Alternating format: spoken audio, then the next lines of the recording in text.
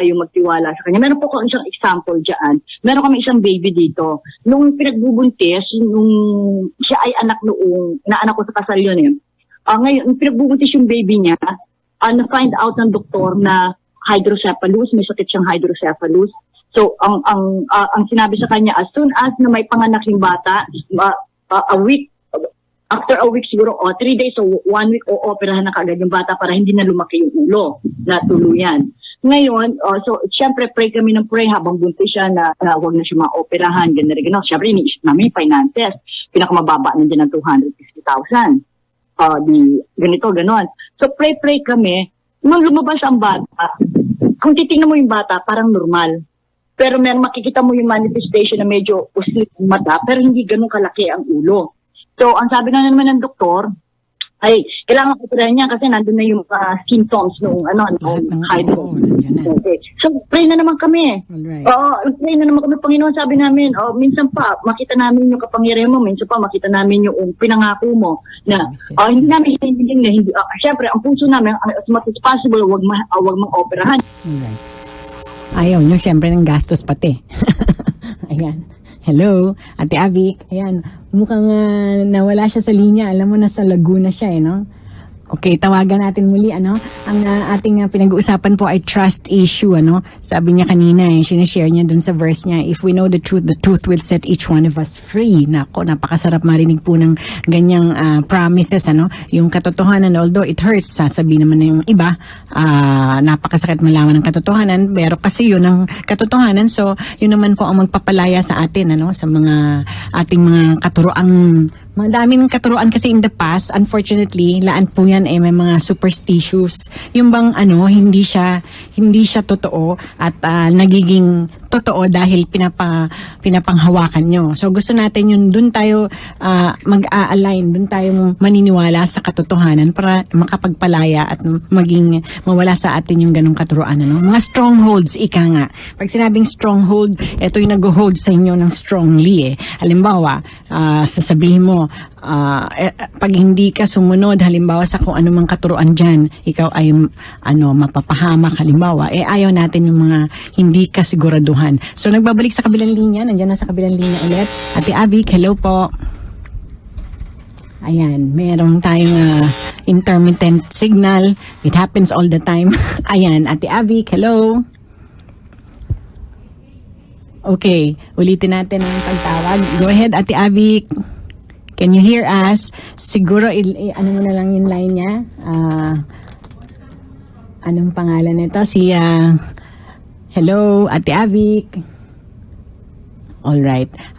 You have to forgive us na medyo yung aming signal, and it happens all the time, intermittent. In other words, nagiging weak. At saka nasa Batangas kasi siya, alam natin nag-earthquake dyan ng isang araw or kahapon. So, hopefully they're safe at maayos at maging malinaw yung signal. Again, sinasabi po natin, siguro Proverbs 3:5-6, pwede na yung iltala yan. Kasi alam mo, ito yung pagtitiwala. Trust in the Lord with all of your heart. Di po ba? Hindi sinabing trust in the Lord with 1/4 of your heart o 1/5. There are 4/4 kasi sa heart natin. Pero again, with all of your heart. And then may kasunod po yun, lean not unto your own understanding. Diba? Ang sarap marinig na ikaw ay hindi magtitiwala sa sarili mo kasi kulang nga ang kaalaman mo, limitado. Pero kung sinasabi, lean not, huwag kang magtiwala on your own understanding, sa sarili mong kakayahan, sarili mong strength. Kasi nga, limitado, di ba? And then, may kasunod yun, lean not into your own understanding, but acknowledge Him. Acknowledge the Lord. Acknowledge Him, or siguro sa iba, sasabihin, put Him first in everything you do. In everything, in every decision, in every plan. Kasi ang dahil natin plano, di ba? Laging, bukas punta ako sa ganito, bukas magtatayo ako ng restaurant, bukas gusto kong magbukas ng farm, bukas. Ang daming mga plano. But again, lean not unto your own understanding. Acknowledge Him first. Put Him first in every area of your life. And He, itong pinakamasarap, will what? Crown your efforts with success. He will direct your path. Diba? Sarap kung ikaw ay gigiya or bibigyan ng guide sa lahat ng iyong patutunguhan. Ayan po ang ating memory verse, habang kinokontak si Ate Avik. Proverbs 3:5-6. Sa lahat po ng nakatuon at pakinig sa ating programa all over the world. Just so tumawag po kayo sa ating linya kung na-memorize nyo yung ating memory verse. At good news, meron po kayong Bible at the end of the show. Just call our radio station, DWIC 882-470-1750 at hingin nyo po yung inyong regalo from Sulong na Bayan. Okay, hindi ko na patatagalin pa na sa ating himpilan. Actually, live. Makikita nyo na siya, ang ating panauhin na isa pa. At tayo ay sumasaludo sa kanya dahil marami siyang ikikwento at ibabahagi. No? Fascinating ang kwento niya. So we will find out from him, so to speak, straight from the horse's mouth, so to speak. Siya po ay owner ng Bistro Charlemagne at isa sa mga masasarap na kainan. After the spiritual feeding, ito naman po, physical feeding. We need, tingnan mo ang gwapo, di ba? Ayan. Okay. No less than the owner of Bistro Charlemagne, named after himself. Welcome to our program, Sulong na Bayan, Charlemagne Lim. Hello, good afternoon, Lolly. Ayan, Good naku, afternoon broadcast. Broadcast lahat ng quality. listeners natin. pwede ng broadcaster to, matatalo natin. Si Vic De Leon Lima, kasama namin dito si Vic De Leon Lima sa ating himpilan. Tingnan mo naman, modulated. All right. Aba, syempre, pandemya, no? Ngayon, Charlemagne. Do I call you Charlemagne? Yeah, please. Okay. Medyo, ang business, talagang kailangan uphill battle matatawag, yung pandemya. So, paano yun? The restaurant business, paano kayo nakaka-survive? Yeah, so ang restaurant, kasi we've been in the business since December 16, 2001. Right. So yung setup ng restaurant namin, never kami naging for takeout and deliveries Talagang for dine-in.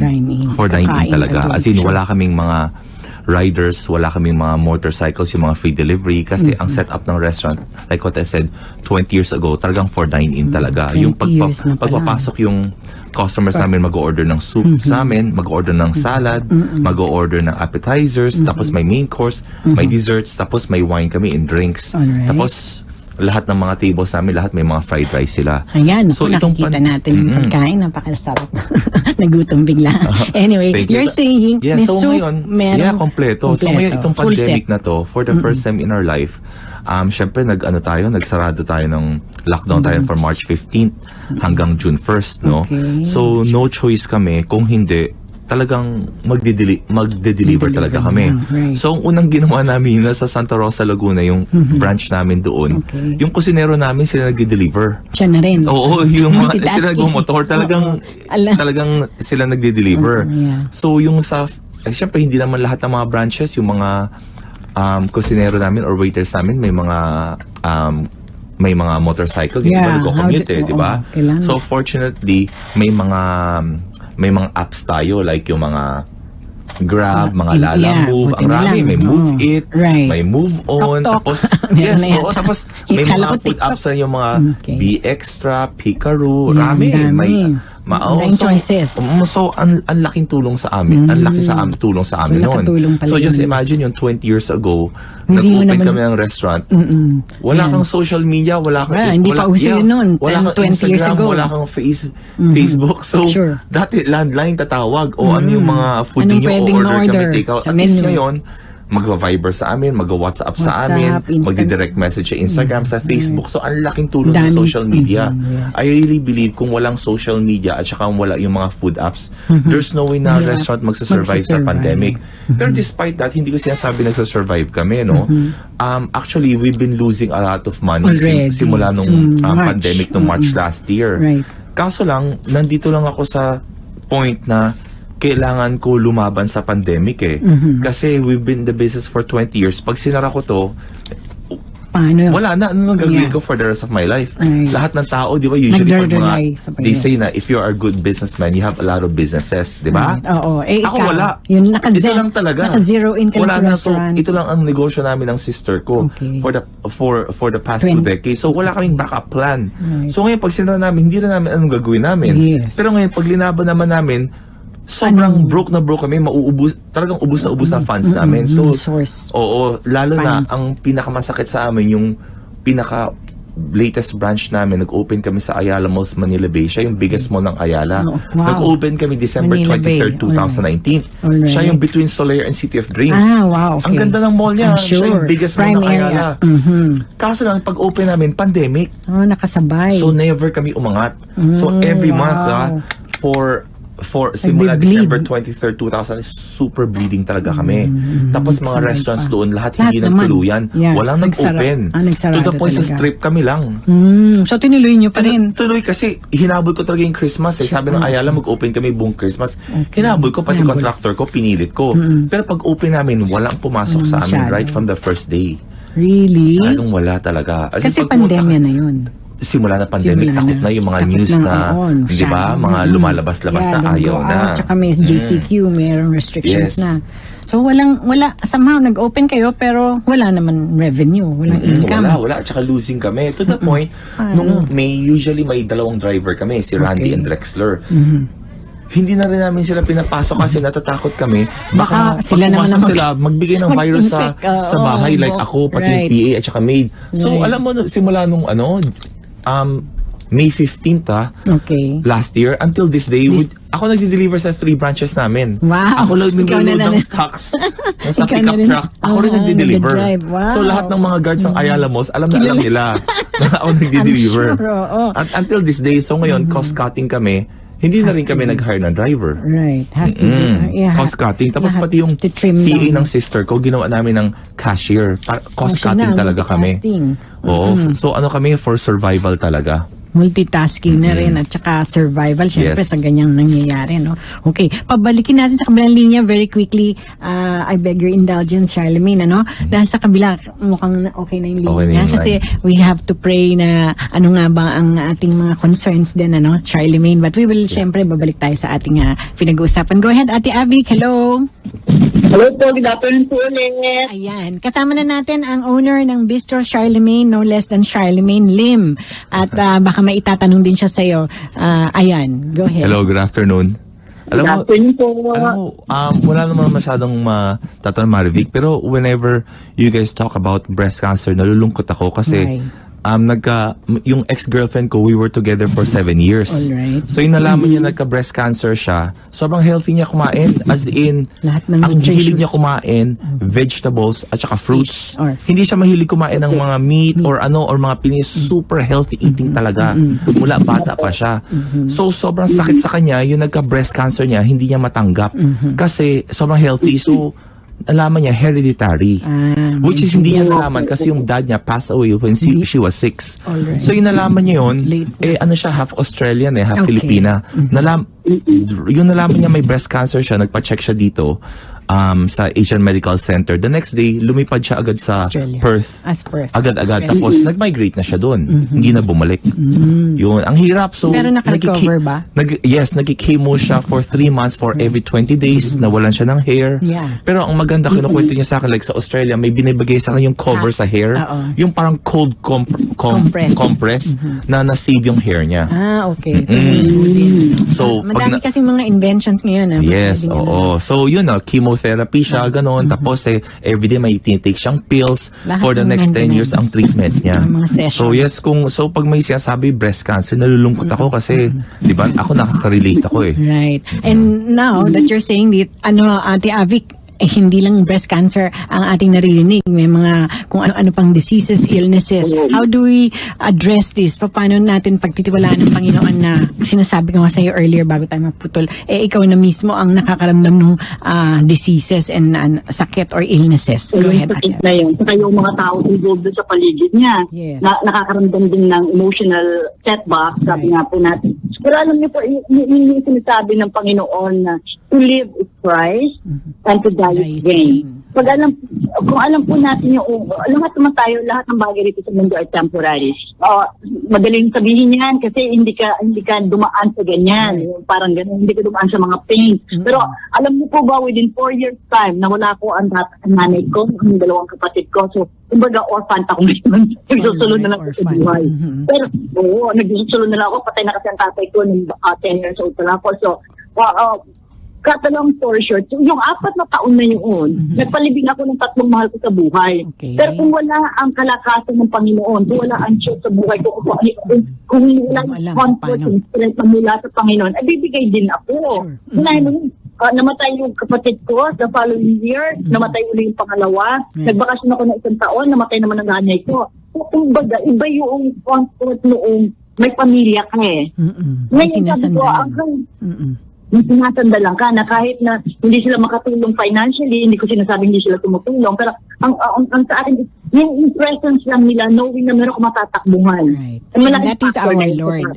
Sa atin, we want to trust Him nga with all of our heart. Yung Proverbs 3:5-6. Alam mo, medyo kulang na oras, but you will have to forgive me. Siguro, you close us in prayer, i-pray mo na rin pati lahat ng mga may sakit. Go ahead, Ate Abby. Okay.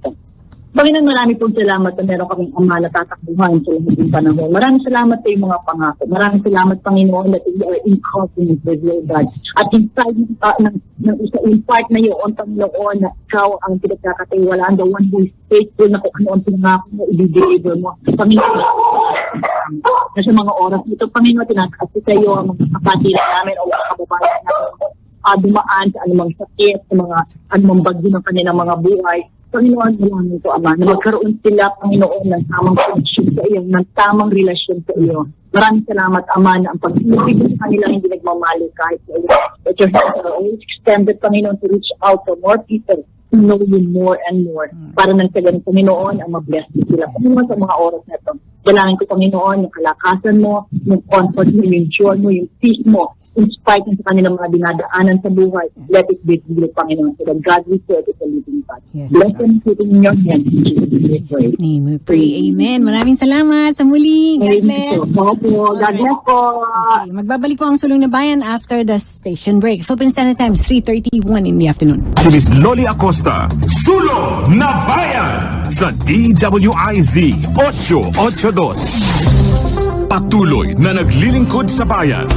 Mas todong pagpabalita. Mas todong pagseserbisyo publiko. Ito ang DWIZ 882. Mas todong lakas. Mas pinakihinggan ng buong bansa. DWIZ 882. Maririnig saan man panig ng daigdig. Mag-livestream lamang sa www.dwiz882am.com o i-download ang official DWIZ 882 app sa Apple Store at sa Google Play Store. DWIZ 882, mapapakinggan worldwide.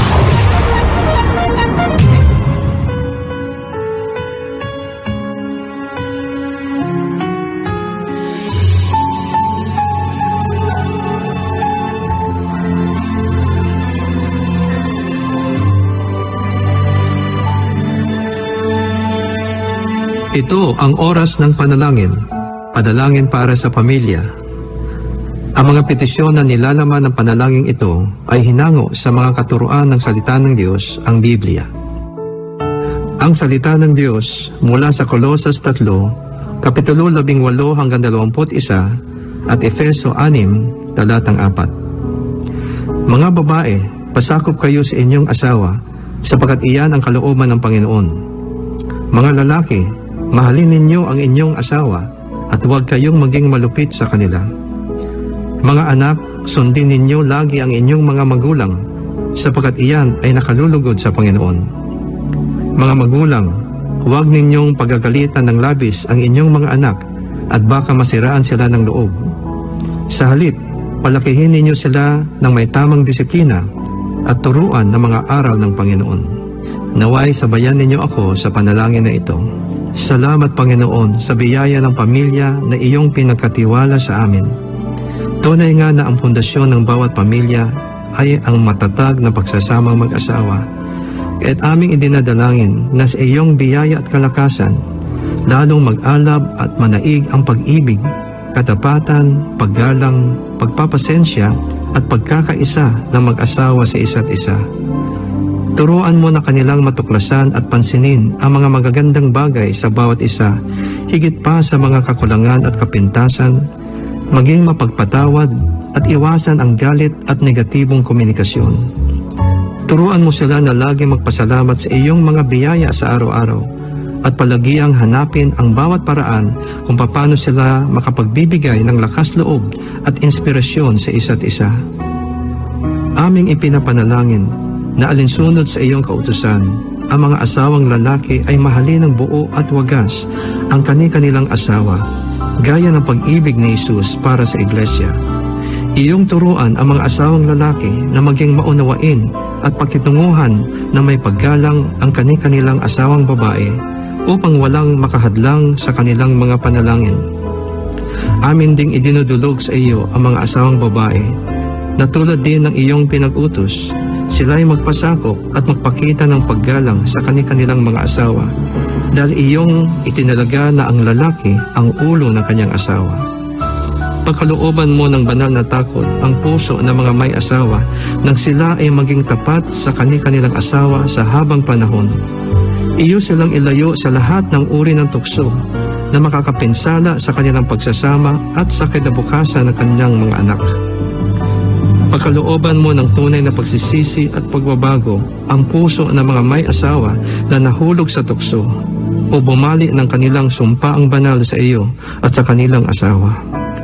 Panginoon, aming ipinapanalangin din ang aming mga anak na sila ay iyong protektahan, iligtas sa kapahamakan, pinsala at karamdaman. Pagkalooban ninyo sila ng banal na takot sa iyo at kakumbabaan upang kanilang igalang ang kanilang mga magulang at dinggin ang aral ng kanilang ama't ina nang sila ay mamuhay ng matagal na may karunungan at kasaganahan. Iyong pagtibayin ang loob ng aming mga kabataan, O Diyos, nang sila ay umiwas sa masasamang hilig at mga tukso ng kanilang henerasyon. Sa halip ay pagsikapan nilang maging matuwid, makatarungan, tapat, mapagmahal at mapayapa, magkaroon ng pusong malinis at marunong tumawag sa Panginoon. Pagkalooban niyo sila ng tibay na loob, ng pagsikapan nilang laging gawin ang matuwid sa iyong mga mata, maging responsable sa kanilang mga desisyon at kilos, at maging makumbaba sa pag-amin ng kanilang mga pagkakamali. Iyo silang turuang magtiwala sa iyo sa lahat ng oras at magtiyaga sa kanilang mga pagsisikap at maging matatag kapag nakaharap ang kabiguan. Iyong ipreserba ang iyong layunin para sa kanila at ipahintulot na matupad ito sa kanilang mga buhay upang ang pagpapala mo ay kanilang mapanatili at maipamana sa kanilang mga salinlahi. Maraming salamat, O Panginoon, sa iyong pagtugon sa aming mga dalangin na ito sa pangalan ni Jesus. Amen.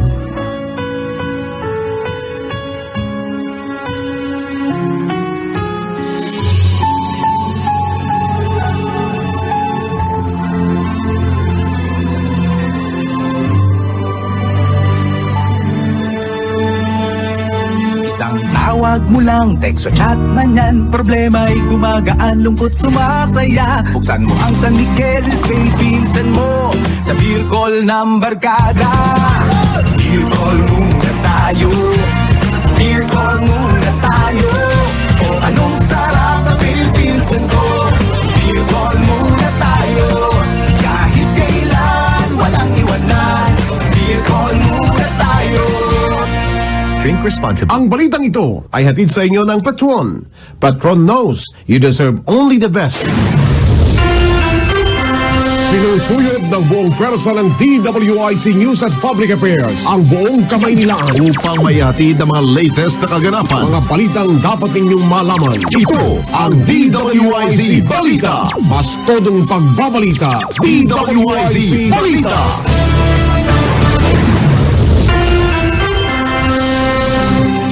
Mga senador at kongresista dumating na sa batas sa pambansa para sa uling sona ni Pangulong Duterte. Detalye sa report ni Patrol 7, Jill Resonto. Dumating na sa Kongreso para sa ni Duterte sina Senator Juan Miguel Zubiri, Ramon Bong Revilla Jr., Senate President Tito Soto, Congressman Nito Duran, Mikey Arroyo, Jocelyn Tulfo, Senator Amy Marcos, Bato de la Rosa, Cabinet Secretary Carlos Nograles, Secretary Alfonso Cusi, Energy Department, Pavel Nuncio.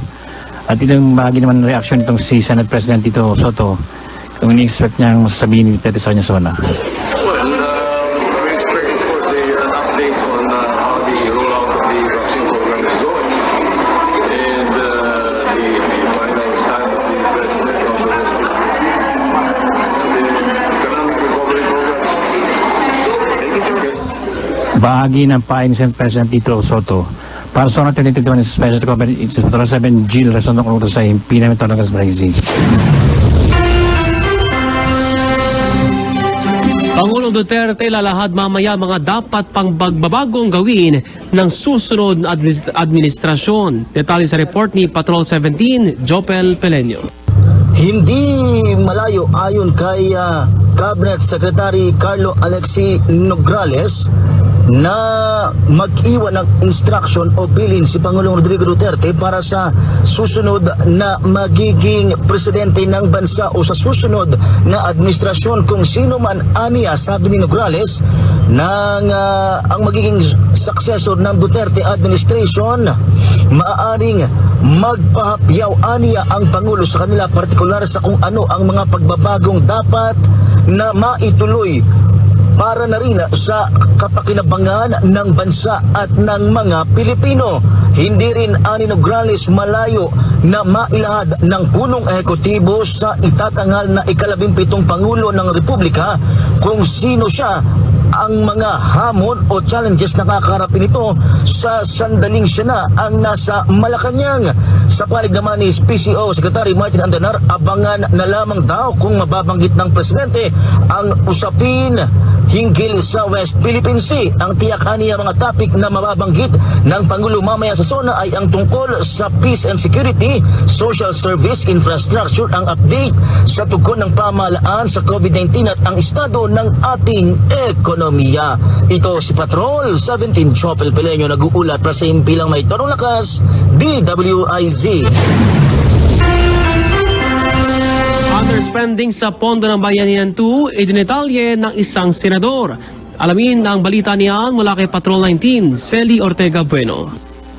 Bagamat sinabi ni Senator Pansilo Lacson na nagkamali ang Pangulong Duterte sa pag-aakusa sa kanila ni Senate President Tito Soto na binatikos nila ang underspending sa budget sa Bayanihan 2, sinabi ni Lacson na naging dahilan nito para siya'y makurious at alamin ang bagay nito. Sa pagsasaliksik ni Lacson, nakita niya dalawang anyay malakas na dagok sa publiko sa panahon ng pandemya. Ito ay dahil lumitaw na sa kanyang pag-research na higit na 63 billion ang hindi ginamit na pondo sa Bayanihan 2, kasama dito ang 46.39 billion na undisbursed at 17.23 billion na unobligated. Ibig sabihin anyay mababa ang paggugol ng pamahalaan sa mga pondo ngayong may pandemya. Pinaliwanag ni Lacson na ang pagpapalabas ng DBM ng pondo na iba't ibang ahensya ay hindi batayan ng underspending dahil ang mga pondo'y nakatenga pa rin naman sa mga ahensya at hindi pa nakararating sa mga dapat paglaanan nito. Obligasyon at disbursement anya ang tamang batayan ng underspending o mababang paggasta ng pera.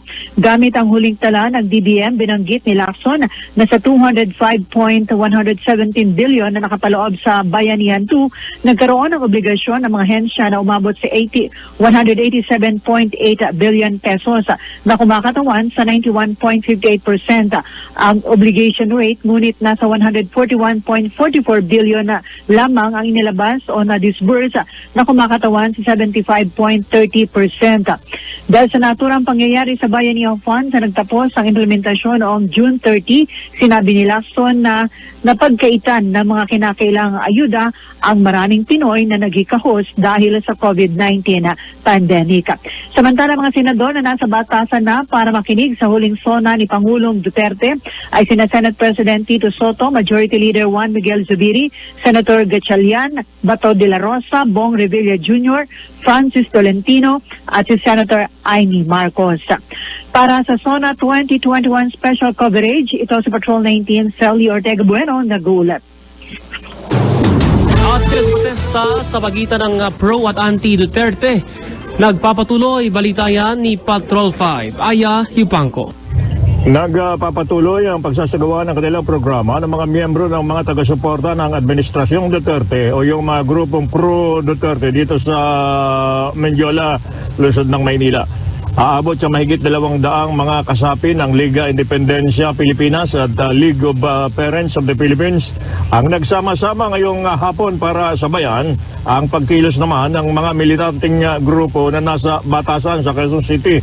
Kabilang sa panawagan ng grupong ito ay ang pagpapatalsik sa Makabayan Block sa Kongreso.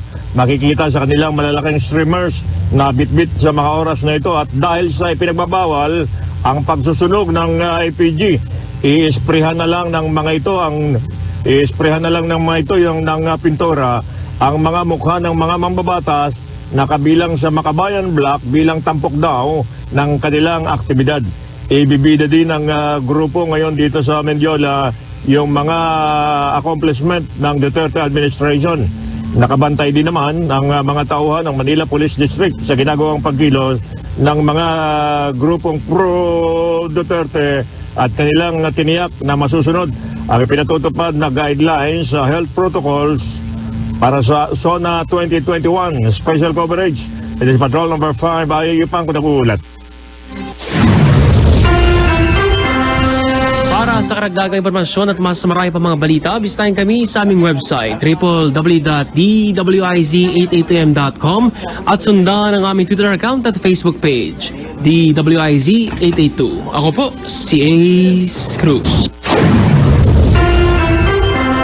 Balitang kapaki-pakinabang sa mga mamamayan, inyong nalaman sa DWIZ Balita. Maging updated sa mga balita. Mas todong pagbabalita. DWIZ Balita. Ang balitang ito ay inihatid sa inyo ng Petron. Petron knows you deserve only the best. Ibahin mo ang Primera Light, araw may nakaka-excite. Ibang klaseng bango tulad na lang ng K-pop o pamo. Ibahin mo ang Primera Light, ang smooth niya para moves na hype. Kakaibang sarap, may ingredient na galing Spain pa to. Mag-Primera Light ka na, award-winning pa siya. Mag-Primera Light ka na. Drink responsibly. Bagong hamon na naman ang harapin. Kahit anong nararamdaman, lahat ay kakayanin. Sa dulo ng may kabala sa atin ay nagmamahal with MX3. Tayo ay extraordinary. Araw-araw MX3 para extraordinary. Without forget the gaman na sa kanto, original at natural na suplemento with MX3. So coffee and tea with MX3. It's for you and me. With MX3 tayo ay extraordinary. Mahalagang paalala, ang MX3 capsule ay hindi gamot at hindi dapat gamiting panggamot sa anumang uri ng sakit.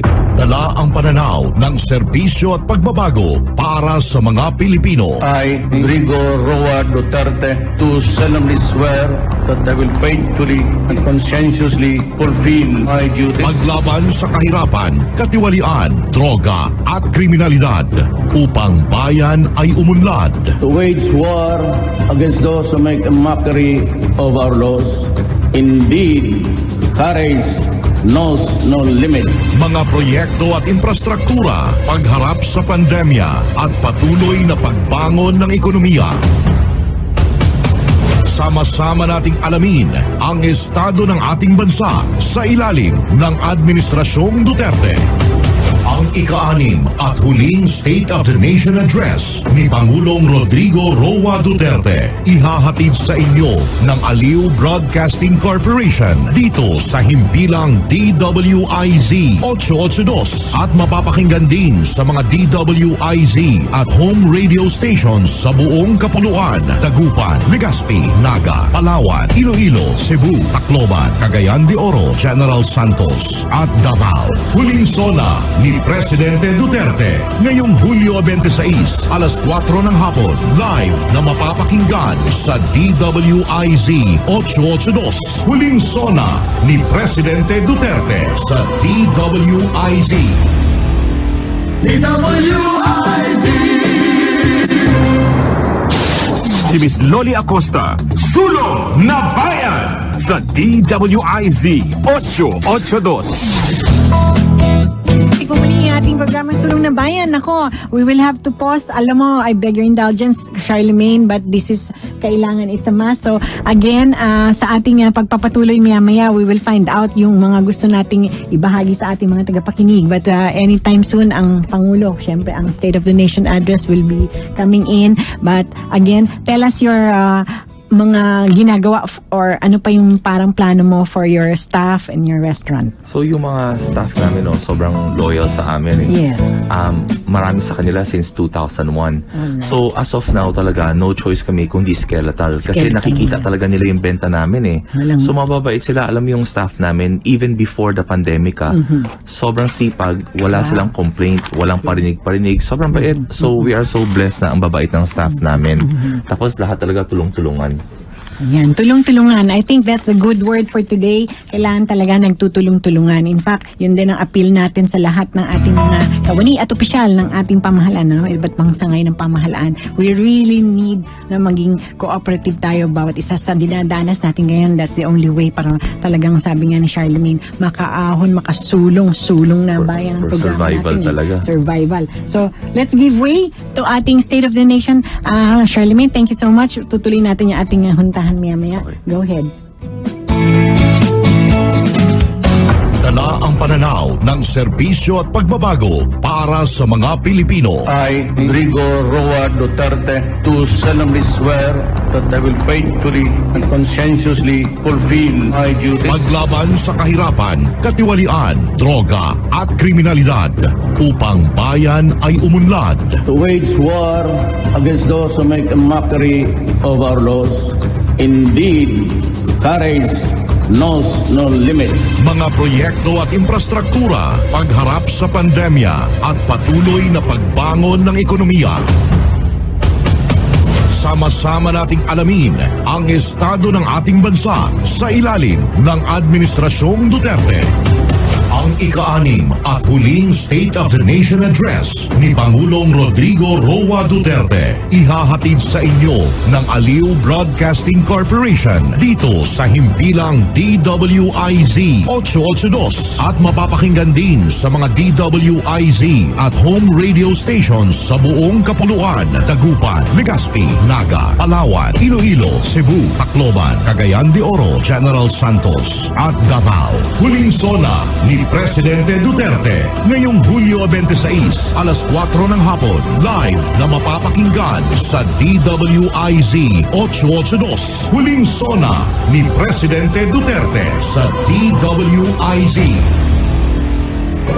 Ang huling sona ng Pangulong Rodrigo Roa Duterte, the DWIZ Special Coverage. DWIZ Special Coverage.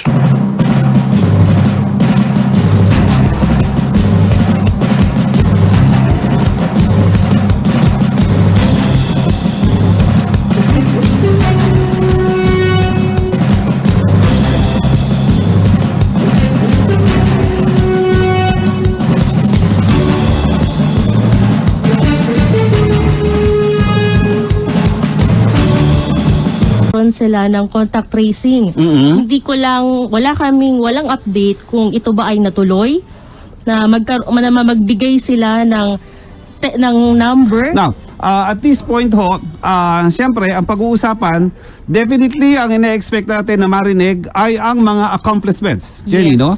Ang mga nagawa ng Duterte administration sa loob ng 5 taon. Yes po. At in the same manner, ano pa ang gagawin for the next 10 months? 10 buwan na lang eh. Okay? Pero ngayon pa lang, siyempre, mula sa mga civic organizations, Yes. mula sa mga civil society, mga labor groups, iba-ibang marka. No? Ang iniintay natin dito ay yung tungkol doon sa scorecard. Okay, ayan. So, kaya't malalaman ho natin mamaya at the end of the speech, titimbangin natin, no? At sasabihin natin, ating uulitin kung ano ang mga plano pa at ang mga nagawa at plano ng Pangulong Rodrigo Duterte. Pero ngayon, nasa linya ng ating komunikasyon tungkol pa rin sa nagaganap sa loob ng House of Representatives sapagkat ang Pangulong Rodrigo Duterte ay nandoon na po sa Kongreso. Ang ating si Patrol number 7, Jill Resontok, may update mula po sa Kongreso. Jill, magandang hapon. DWIZ Patrol! Okay, good afternoon. Dumating na nga si Pangulong Duterte sa Kongreso sa kanya-kanya presidential chopper, no? Sinulong siya ni Senate President Tito Soto at Speaker Nordal Velasco sa back gate ng entrance ng Kongreso, no? Pagkatapos niya tumungo ang Pangulo kasama si Senator Bongo at yung grupo niya sa holding area, inantabayan na lamang Mayor itong yung 4 o'clock. Usually 4 o'clock traditional lalabas sa Pangulo sa holding area para i-deliver kanyang State Nation Address. Sa kanda namin session hall, Speaker Velasco at si Senator Soto nasa taas na, no, para inantabayan ng ni Pangulong Duterte para sa kanyang State Nation Address. Eksakto alas 4 lalabas ng Pangulo, papasok ng session. Hindi malaman kung hindi na pwede handshake, bawal na handshaking at yung mga sinasabing contact. Ito na dati na pagpasok ng Pangulo dito, palakpakan, tapos kamayan, akapan yung mga congressman tsaka yung si Pangulong Duterte. Pero yung iba na yun, may mga protocol ng AITF dito para siguraduhin na hindi magka-contaminate ng COVID-19 ng mga guests. At katulad ng nasunod dito nagaganap yung distancing sa plenary. Magbumunta, sasabi more or less mga 60 sa plenary sa baba. Yung remaining yung gallery 1 tsaka 2, nandun yung mga remaining guests tsaka yung imbitado doon sa zona ni Pangulong Duterte.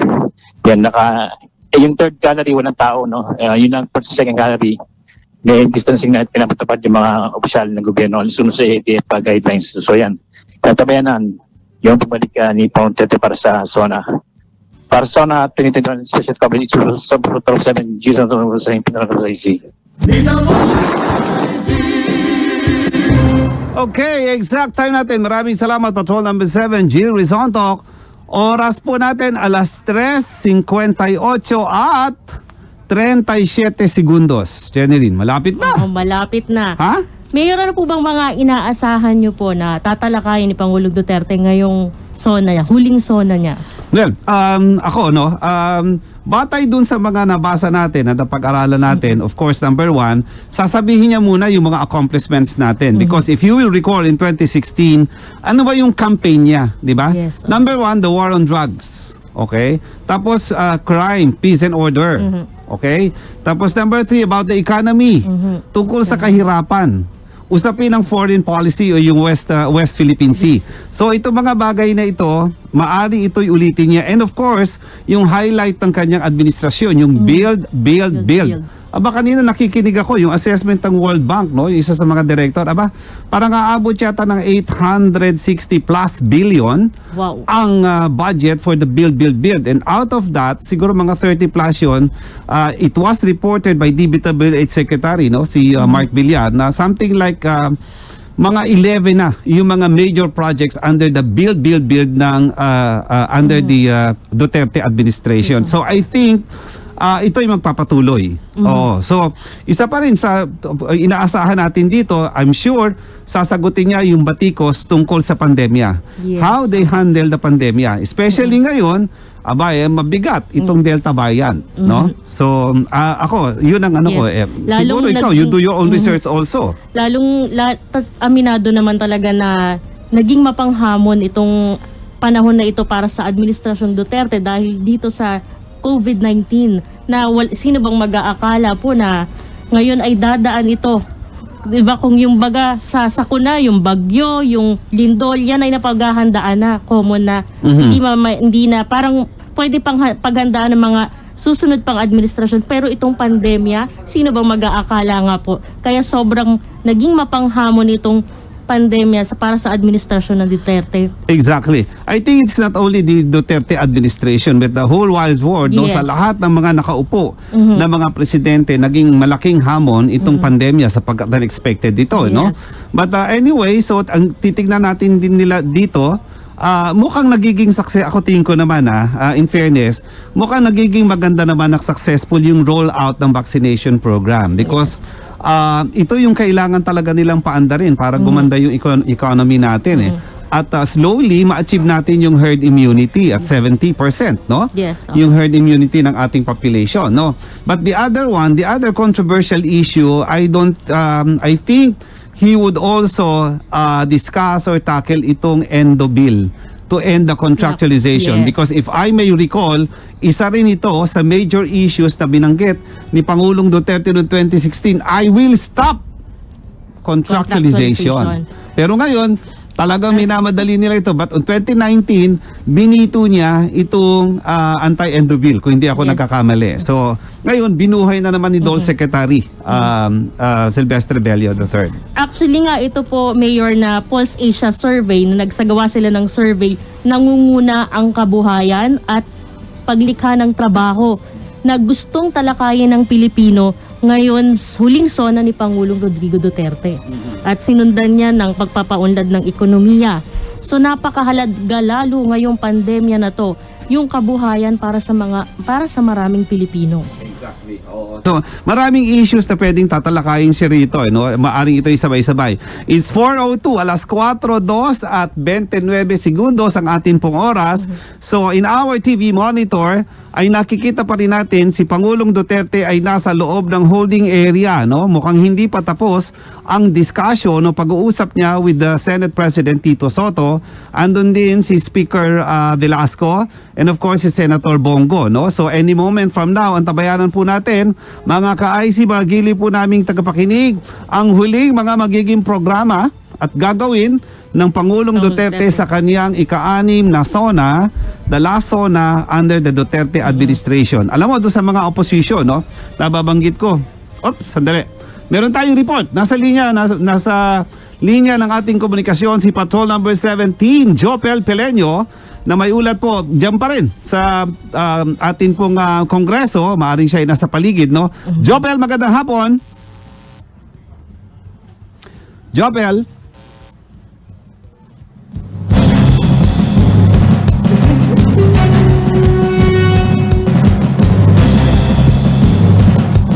Okay, babalikan po natin. Jopel, nandiyan na? Okay, wala pa si Jopel Peleño. It's 4:03 in the afternoon. At muli, uulitin natin, no, Jen, no? Kayo po ay nasa special coverage ng DWIC 882. Nakikita po natin ngayon, tumayo na at umalis na mula sa holding area si Pangulong Rodrigo Duterte. Ayan. At siya po ay kasabay ng eskorta ni Senate President at the Speaker of the House at si Senator Bongo. Unti-unti siya po ay naglalakad na papunta mismo doon sa session hall para ibigay ang ang kanyang State of the Nation address.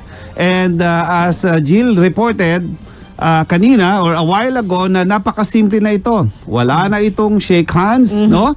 Diretso na siya dun sa may session hall, no? At sasamahan siya ng dalawang mataas na leader ng kapulungan. At pagkatapos ay of course may programa diyan. Merong ang tawag ito, singing of the national anthem. Yes. Oo. Kilala mo ba kung sinong kakanta? Natandaan mo? Kasama ang Philharmonic Orchestra po. Okay. So, ayan po, naglalakad po si Pangulong Rodrigo Duterte. Kung nakikita niyo para doon sa ating Facebook Live, medyo mahaba rin pinalakad pa ng malayo, ha? Pangulo, ha? Okay, nasa likod po si Senator Bongo. Okay, at siyempre ang mga opisyales ng Kongreso. So, in any moment, madidinig na natin ang ating Pangulo. So, balikan lang natin, no, Jenny, no? So, isa pa rin sa malaking issue na maaring talakayin ang pag-usapan, mainit po ito, ang West Philippine Sea. Yes. Oo.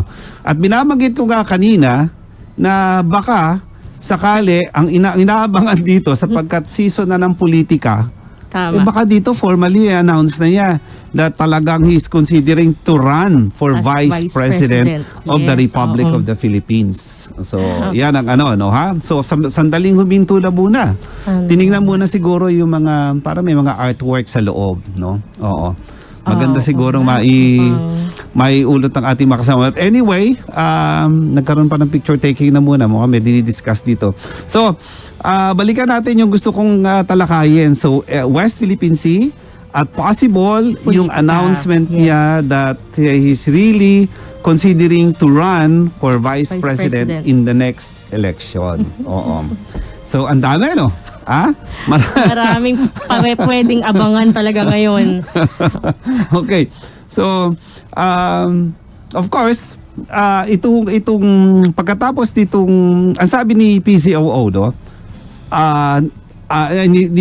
Ni Secretary Harry Roque, 4 na araw na ni-review, no, ni Presidente yung kanyang talumpati, yung speech niya. At talagang ito'y salang-salana. Kumbaga, pabago-bago, siya na yung huling mismo nag-edit. on the 4th day. Okay. So, in the same manner, ang sabi nila, aabutin lang to 1 oras. 1 oras. Oo. Kaso mahilig sa ano? Yun Sa pa, yung adlib. baka wala dun sa Oo. script, yun pa lang. Pero, Yes. Kaso abangan pa mahilig dun sa yung- adlib. Yes. Okay. Kaya baka ito ho, 1 oras, no? O itong 60 minutes ay maaring lumampas. So, pagka ginanahan ho ito, tingin ko mas mahaba ang adlib ng Pangulo. Okay? So, Dahil marami siyang kailangang sagutin. and it was Mga experience sagot. also Yes, in the opo. in the previous zona na ang forecast nila 1 oras, Pero no? laging lumalampas doon. Okay. Mahaba yung ayan na, nasa loob na. Pumasok na ng session hall ang Pangulong Rodrigo Duterte. Ito. At Yan. ayon, kahit papano may palakpak na. Mhm. Mula po sa mga kongresista. 350 lang allowed sa loob, no? Yes po. At saka talaga mahigpit. Mahigpit talaga. Okay. So, ibig sabihin niya, bago ka makapasok, may RT-PCR ka at may antigen May ka pa doon. yes. Okay? So, eto ho. Ayan. So, papasok na si Presidente o nasa loob na mismo. Ayan. Papaakyat na ho siya. Patungo na siya doon sa podium para po buwesto. Ayun. Ay, si Secretary Lorenzana ng Department of National Defense. Yes. Okay. Sinalubong siya pareho. Senate Andun. President Tito Soto. Anong tawag doon? Nag-ano pa sila? Fist bump. Nag-fist bump pa sila ni Speaker Velasco at saka ni Senate President Tito Soto. Okay. And of course, kapag ka nakaharap ka, to your left yung Senate President, no? And to the right is the Speaker of the House at siyempre nasa sentro si Pangulong Rodrigo Duterte. Okay. Ayan. So mga kaibigan, para dun sa mga late tuners, kayo po ay nakikinig sa special coverage ng DWIC 882 para sa huling sona ng Pangulong Rodrigo Duterte ngayong araw na ito.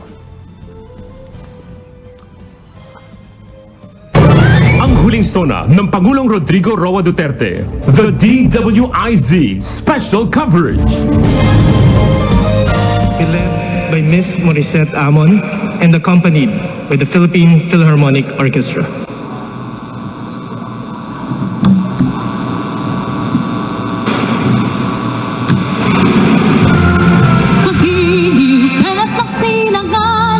Alab ng puso, sa dibdib mo'y buhay. Lupa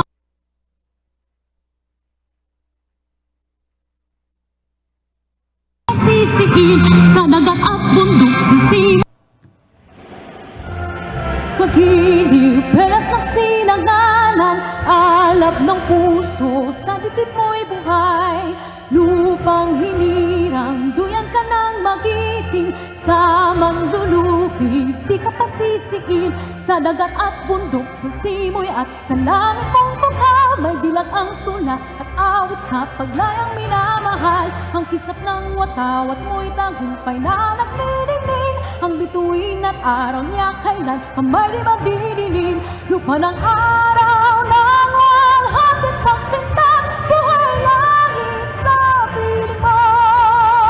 Aming ligaya dapat may mag-api, ang mamatay ng dahil sa'yo.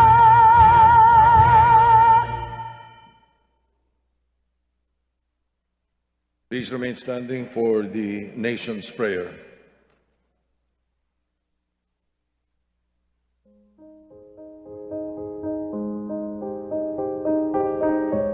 Ama naming makapangyarihan sa lahat, narito po kami upang magpasalamat sa lahat ng biyayang binibigay mo po sa aming mayaman na kalikasan, mga kakayahan at tibay ng loob. Maraming salamat po. Basbasan mo po at gabayan ang aming mahal na inang bayan at ang aming mga leader na pangalagaan ang aming kinabukasan bilang susunod na henerasyon ng aming mahal na Pilipinas. Gabayan mo po kami sa harap ng pandemya at protektahan mo po kami. Ipakita mo po sa amin ang tamang daan upang malagpasan namin ito at lahat ng mga darating pang sakuna, kalamidad o anumang hamon. Lahat ng ito ay tinatanggap namin bilang pagsubok lamang upang lalo kaming sumampalataya sa iyo. Naway matamo namin ang ganap na pagkakaisa bilang isang bayan. Turuan mo po kaming maging mapagkumbaba at laging unahin ang aming kapwa bago ang aming mga sarili, lalo na ang mga kapuspalad, mga dumaraing at ang mga nais na marinig, pati na rin ang mga kababayan naming naghahatid ng mahalagang serbisyo sa kapwa, maging dito sa Pilipinas o sa ibang bansa. Patatagin mo po sana kami bilang tao at bilang isang bayan na laging nananalig at naniniwalang hindi mo po kami pababayaan kailanman. Salamat, Panginoon, sa lahat ng iyong blessing sa amin. Ito po ang aming dasal. Amen.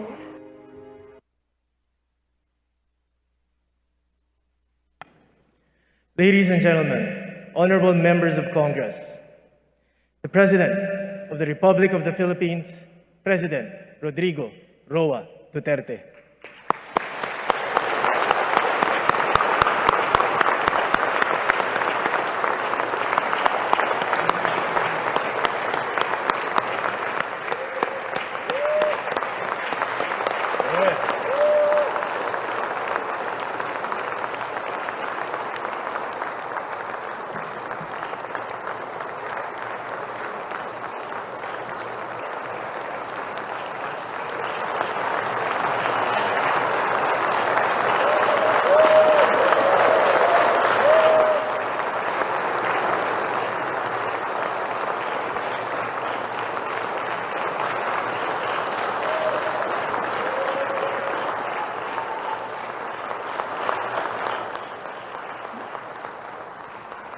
Kindly sit down. By far, this is the most beautiful Sona crowd that ever happened here. So many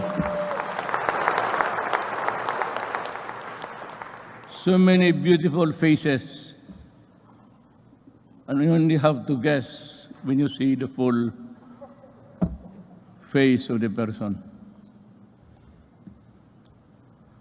Senate President Vicente Soto III and the honorable members of the Senate, House Speaker Lord Alan J. Velasco, and the honorable members of the House of Representatives, Vice President Maria Leonor Robredo, former Presidents Fidel V. Ramos, Gloria Macapagal Arroyo, Joseph Ejercito Estrada, the Chief Justice Alexander Gismondo, and the Justices of the Supreme Court, Executive Secretary Salvador Medialdia, and the members of the Cabinet, Dean of the Diplomatic Corps, His Excellency Archbishop Charles John Brown, and the distinguished members of the Diplomatic Corps. My fellow government workers, and of course, to my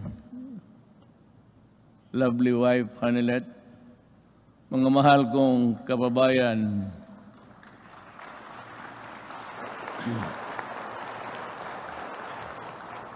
when I assumed the presidency 5 years ago, dominant in my mind were the dreams and visions of a better life for all Filipinos. I saw them as reachable through the institution of reforms and radical changes in both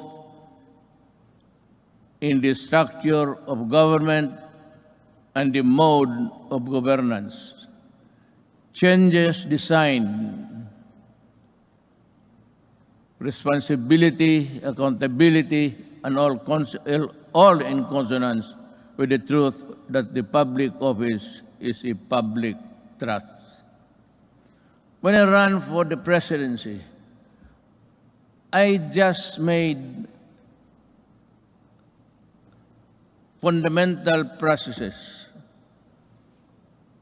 and strangely, you can count them by the fingers of your hand. I made those changes which I thought that was really, there was time and doable. To offer free education, it's there already. The universal health care, nandiyan na po. The fight against illegal drugs, criminality, and corruption, and the development structure, including free irrigation and other big-ticket projects, which I thought I did not have the funds to do it. But perchance, among others, they were done in my term. Today, as I approach my term, my end of my term, I have less visions, but more remembrances.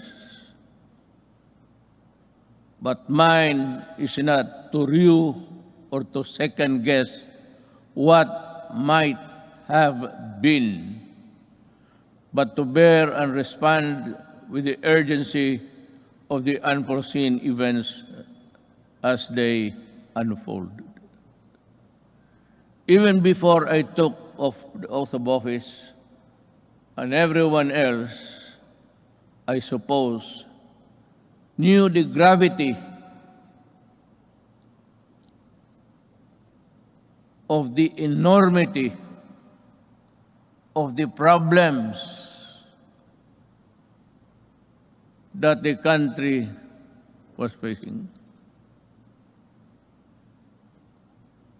And precisely because of that awareness, I was driven to hasten implementation of changes which I believe the country needed, keeping in mind that the Constitution afforded me only 6 years to make those changes happen.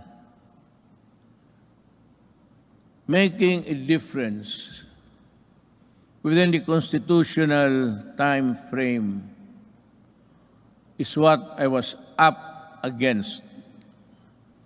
But no one gets by legally without warming to the needle's eye of the constitutional imperatives. That is why I cajoled, I should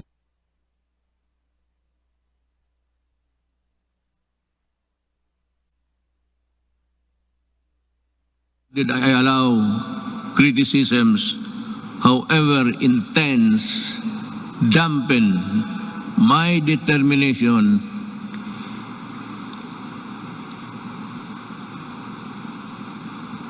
and initiatives, because my purpose was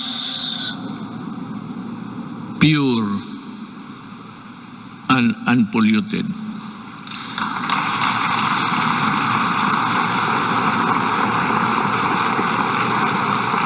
While we were busy instituting reforms, the twin augurs of illegal drugs and corruption laid low for a while, only to resurface as still with us and make no mistake about it, corruption is but another term of stealing people's money, dashing in its wake a nation's goals and aspirations. Due to the brilliant programs and excellent work of our economic managers and the extraordinary cooperation between the executive and legislative branches of government, our economy with investor confidence was poised to leapfrog from the company into the company of the world's fastest growing economies until COVID-19 pandemic stalled everything. Be that as it may, allow me this opportunity to extend my personal and the nation's gratitude to all those who selflessly gave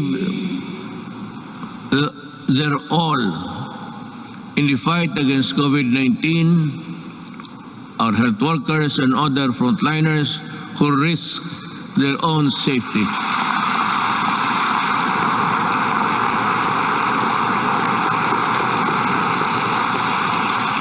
To keep our essential health services and our food supply chain running,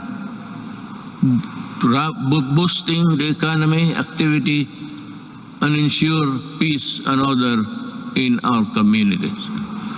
I would like also to extend my deepest appreciation for the generosity of the private sector who came to the government's aid in fighting COVID-19.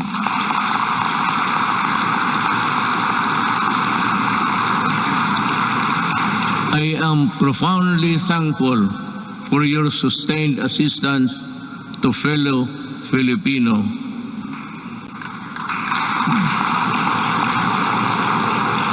And amidst the same deleterious effect of the pandemic to our respective industries, let me assure you that the government is committed to assess the private sector to regain the commercial vibrance of the country prior to the pandemic.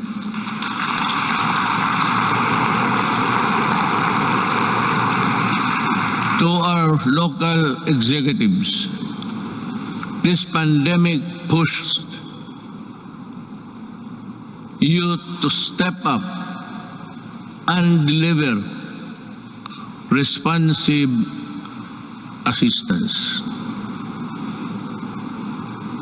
I'm glad to have seen you undertake new and heightened responsibility, working doubly hard to protect your constituents. To the international development partners who extended a helping hand amidst the global health emergency, the Philippines remembers your kindness and goodwill with sincere gratitude.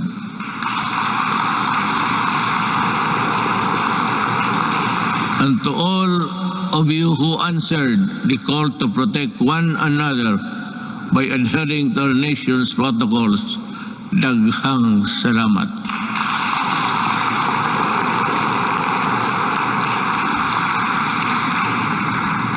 But then, let me ask,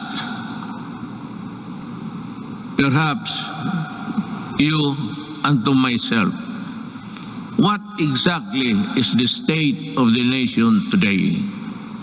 In the light of the pandemic which has paralyzed business activities and crippled even the strongest world's economies. So, where do we go from here? Looking back to our accomplishments. In my first SONA, I laid down with utmost commitment and resolve the overall direction of my presidency. A comfortable life for all Filipinos anchored on a people-centered approach to development and governance. If I remember correctly,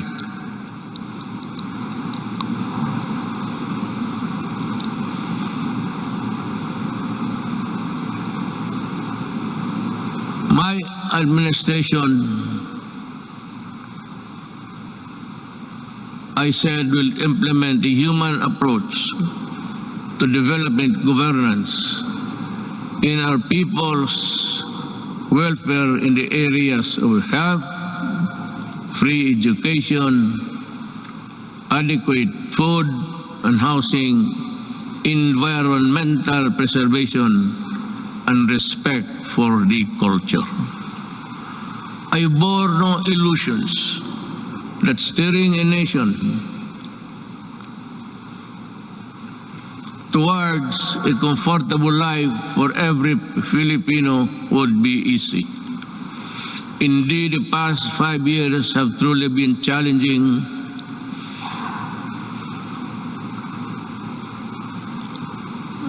and humbling. I stand here before you today bearing no conceit, but if there is one thing that I could be proud of, is that not once did I waver in doing the unpopular, even if it meant upholding the greatest good for the greatest number.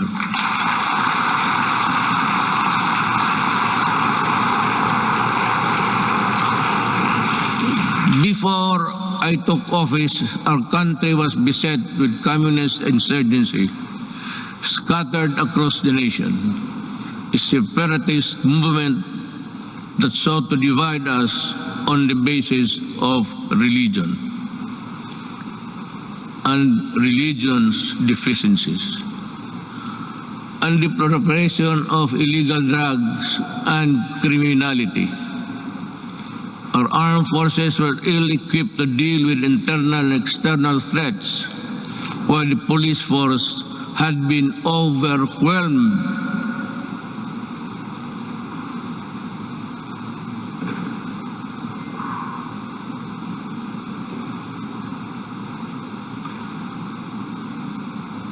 by criminality and the drug trade problem.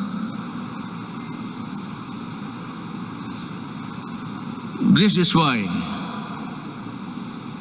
I made it a priority to strengthen the institution, boost the morale of the men and women of the armed forces of the Philippines and the Philippine National Police and other armed services.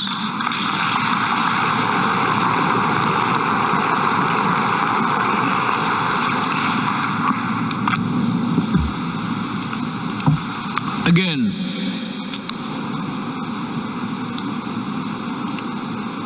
I thank Congress for working with the Executive Department in enhancing capabilities of the AFP and PNP through our modernization program. In 2018, we raised the salaries of our military and uniformed policemen and personnel to a level commensurate to the critical role they play in upholding national security and maintaining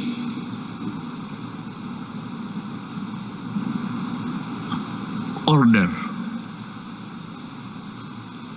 I am asking Congress to pass a unified system of separation, retirement, and pension of military and uniformed personnel to maintain government fiscal flexibility and provide adequate benefits and remuneration to our men and women in uniform. This shall apply only to the new entrants of the military and civil. Hindi ho lahat. Cannot be that we have to pay so many, even the salaries of the retired. They get a chunk of the big budget. And if we include the new entrants, the funds available for them would not be enough. It is also high time for us to pass a law providing free legal assistance to AFP and PNP officers, enlisted personnel,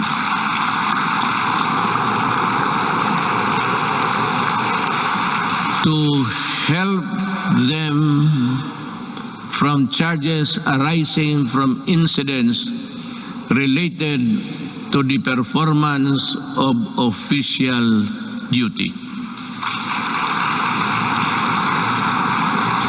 The continuous upgrading of our defense capability shall ensure that we shall uphold our territorial integrity and sovereignty from external and security threats. Among the new additions,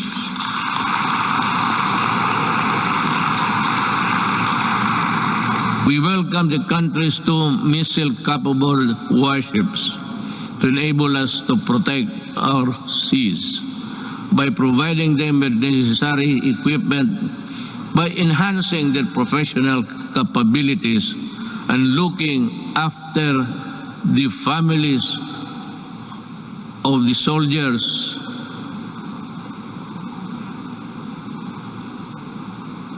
who would not be longer be in their company. We do not only strengthen our military and police institution, we also inspire them to serve this nation with the highest degree of loyalty and patriotism. We enable them to carry out their mandate to defeat all enemies of the state, whatever the cost. Indeed, I am proud of the accomplishments of our troops in securing our nation against all threats to our democratic institution.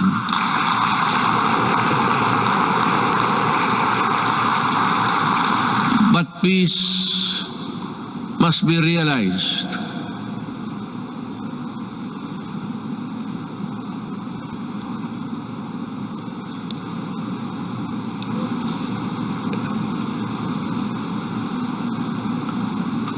Peace and security is not only just a military concern. That is why we deviated from the traditional purely military approach in dealing with matters of national security. With the creation of the National Task Force to End Communist Armed Conflict, or NTF-ELCAC, we have made great strides in addressing the root causes of this conflict by empowering our kababayans who have been used by the communists for many decades. In our continuing effort to build state of safe and conflict-resilient barangays, we have worked towards the sustainable rehabilitation and development of communities where the communists used to operate. Through the NTF-ELCAC, we invested in farm-to-market roads, school buildings, water and sanitation, health stations, and livelihood. Alam mo, kasali na tayo dito lahat. Always, every law or every regulation must pass Congress, of course, to the President. But sometimes, you know, in our,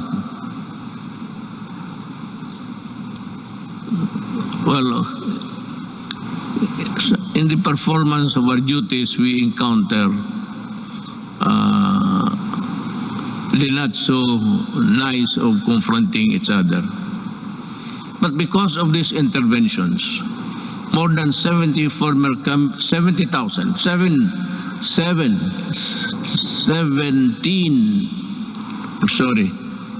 communist rebels have surrendered to government. They have returned to the folds of the law and are happily reintegrating programs or their local eclipse.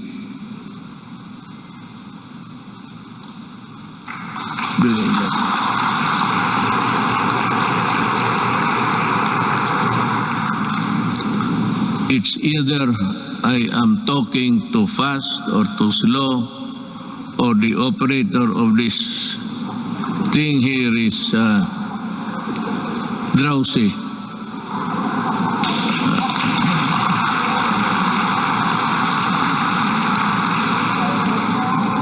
Maybe because I had so many ad-libs along the way. Marami yung akong akin lang.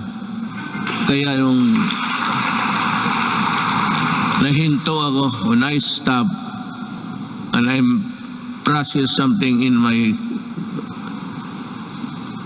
the gray matter between my ears, hindi humahabol o hindi alam ng operator. Hindi bali, ma'am, mahal pa rin kita.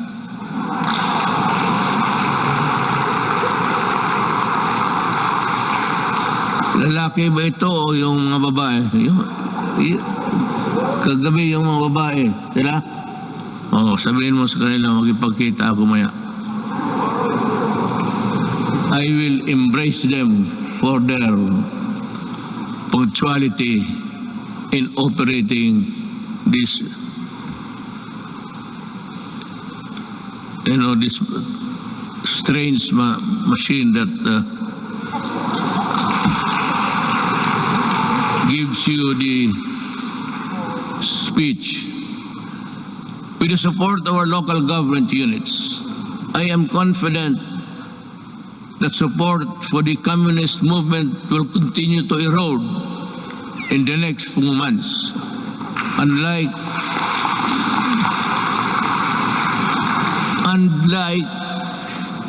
the decades-old Moro rebellion in Mindanao, we also bring an end to the armed struggle of the communists once and for all.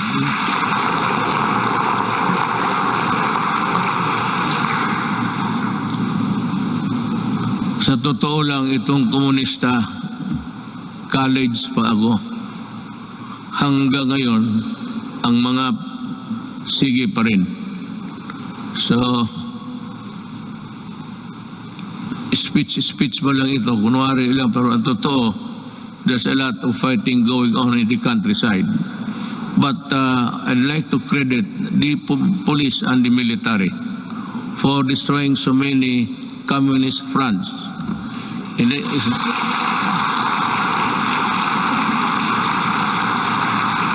I think they have destroyed more than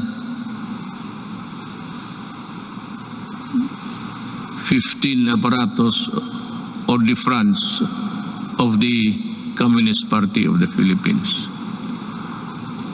Alam mo, mag-istorya muna tayo sa taxation. I'd like to be frank with you. Everybody in this country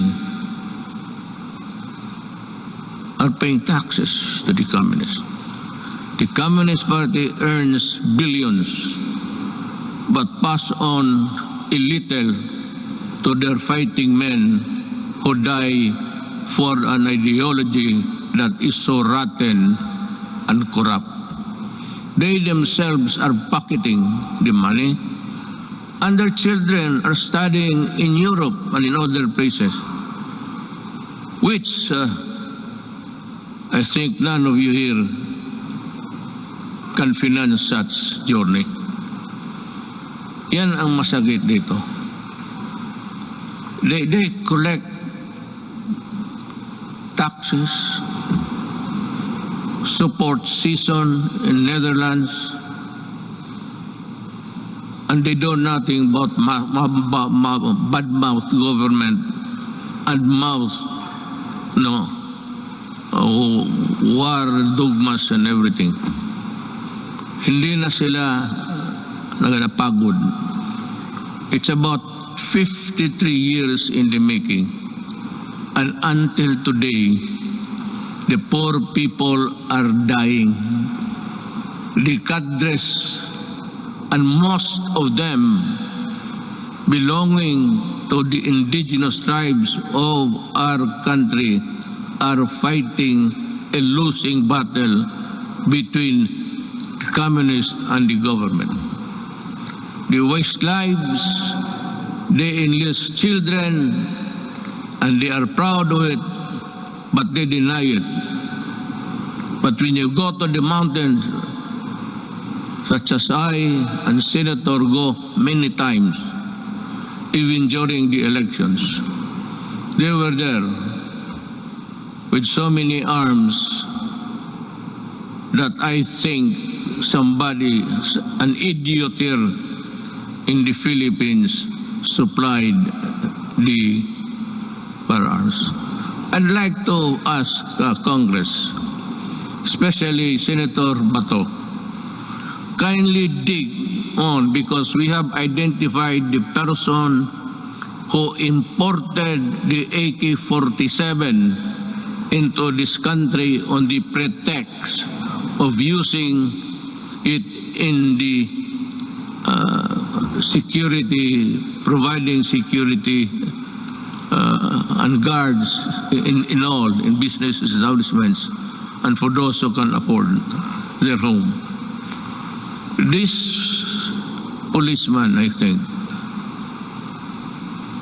is still there. He was a colonel, and she is still, walang nangyari. At maraming sundalong namatay dahil sa mga armas na pinasok nila dito sa Pilipinas.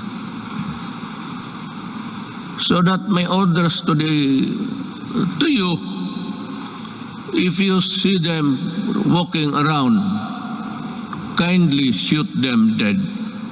I will be happy. Anyway, you're already charged in the ICC together with me.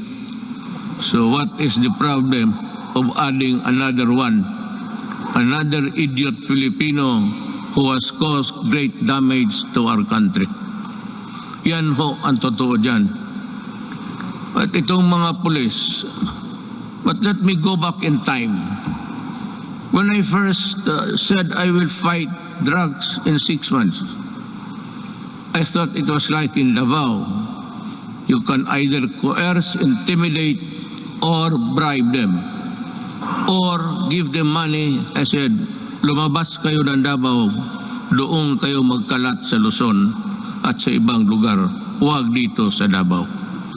Naniniwala naman ang mga ulol at we were able to attain a sense of normalcy in the city. Yun ho ang totoo. There are people charged with corruption and even going to prison for just maybe not telling the truth in their assets and liabilities. Nakukulong. Itong mga police were doing their thing, their drugs. They were the manufacturers and they were the distributor of drugs. When I became president, I asked De La Rosa, he was the chief of police of my city. I promoted him direct to being PNP chief. 4-star na kaagad, automatic. But I told him and the others, look for the enemies. Look for where they are. And if you find them, destroy the apparatus. Destroy all, from the manufacturers to the peddlers. Because we are fighting a drug war that was being participated in the business by 9 generals of the PNP. Kayan ang sakit sa loob ko. I did not know that I was fighting my own government. customs and everyone else were facilitating the importation of drugs. And one importation, as you can see every night on TV, the police now sees about almost $1 billion worth of drugs every day. And if you look at the 888, there are about 1,000 Filipinos arrested every day by the police in connection with drug trafficking. And that is why I go crazy looking at the situation. They are still around. We do not have the laboratories now because nawala na sila. At itong naiwan ngayon are doing the importation. The citizens of another country cook their shabu in their in their tugboat or something, and they throw out the product contained in the plastic bags and with the GPS attached to the contraband so that the importers here could find them easily. That is how we are fighting, almost losing a battle against drugs. And now, the Sinaloa gangsters of Mexico and the triad of Laos in that area. They are busy cooking, and we have the Filipinos here with nothing in their mind except to destroy a nation, distributes them. That is what I said. I've been asked the question, and several times I gave the answer. I am a Filipino, and I love my country. I do not want my country in disarray because of drugs. I do not want families break up and become dysfunctional. Yun ang masakit sa akin. If you want to destroy a family, look for a way of the member or a resident of that family home. Biglang mo na droga. Pag nandiyan na yung droga at they are hooked, and that is the end. Sometimes families are separated because of drugs, becomes dysfunctional, at yung mga masawa magpunta doon sa abroad, ika nga, to look for jobs. And you know, in the Middle East, I am not attributing it to any particular country, but there are tribes in the Middle East who are employing our Filipinas citizens, and they are uniform. Everybody who comes here home asks them how many hours of sleep they have. They said it's only 3 to 4 hours. And the food is hagwas. And the sacrifice, because they send money to the families back home. And thinking all the time that the money was spent usefully, only to realize when she comes home that that family has already dispersed to nowhere. Bakit yan? Because itong mga drogista sa baba, itong peddlers, itong basurero, tawag sa street lingo, they look for families na may mga nanay, tatay nagtrabaho, ang tatay or nanay nagtatrabaho sa abroad. And to think na iniiwan nila ang mga anak nila kung saan-saan na lang to their neighbors at the tender age of 3 to 4, 5. It breaks your heart. Iiwan lang nila sa kapitbahay kung walang mga relatives. And then, when they come back 5 years up, 4 years after, they now realize that their young sons and daughters have gone into prostitution because of drugs. And their boys or their male are nowhere to be found and into the drug business also. Yun ang pinakamasakit. Masakit sa akin na ang Pilipina pumunta doon para magtrabaho because sexual abuse in some tribes in the Middle East have this notion that if you are a slave or you are a paid person working for them, sexual abuse becomes part of the territory.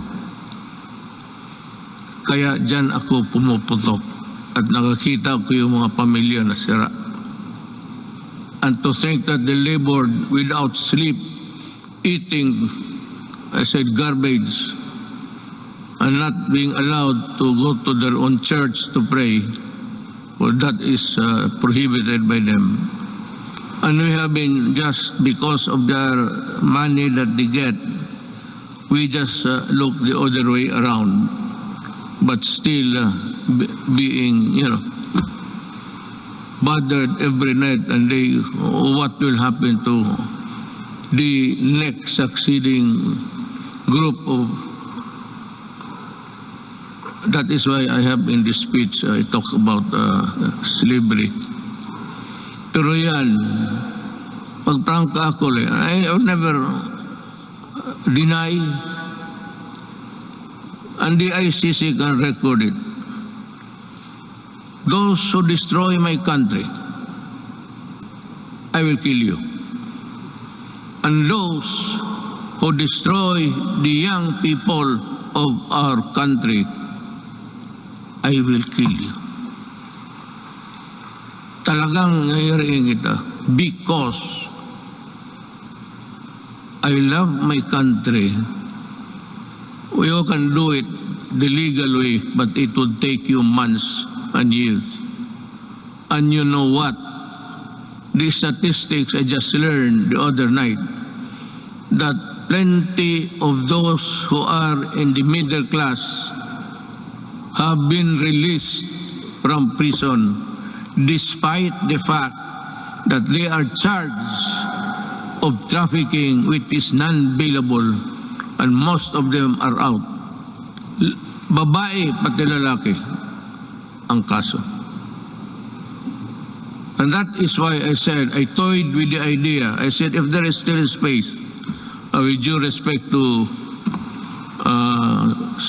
the Senate President, he is a good man. He can become a good Vice President. He is holy. Ngayon, hindi na siya nahuhuli. Noon, huling-huli siya. But with due respect to Senator Soto, who's also running for the Vice Presidency, he is a capable man, a good man, and a Filipino.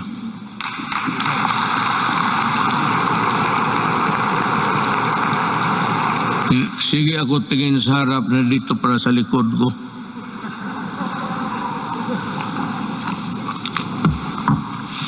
You know, when you are old, I've been in politics, mayor for 23 years, 5 years as a congressman dito. I work here. And 4 years working as vice mayor for my daughter, Sarah. And the presidency. I have been in politics almost 23 plus 4 plus 4. Almost 40. Kaya kung hindi ko na malaman ang seat arrangement dito, hindi ko alam na noon pa ang mga Senate President pati. Butit na lang hindi ko sinali si Velasco. Baka hindi na ako makabalik doon maya. Bale, diretso na ako uwi. I have said many times before, the bloodshed caused by the separatist movement in Mindanao is all about correcting the historical injustice suffered by the Moro people. Since the period of colonialization, with the help of Congress, we were able to pass the organic law for the Bangsamoro Autonomous Region in Muslim Mindanao.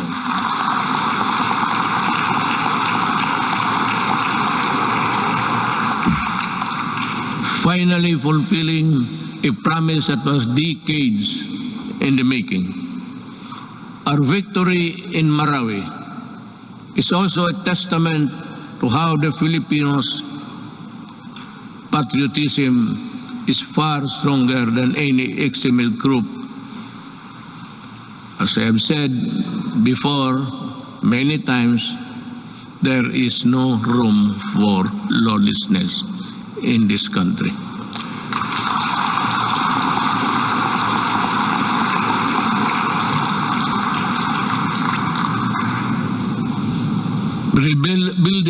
Rebuilding a better Marawi remains today still not completed.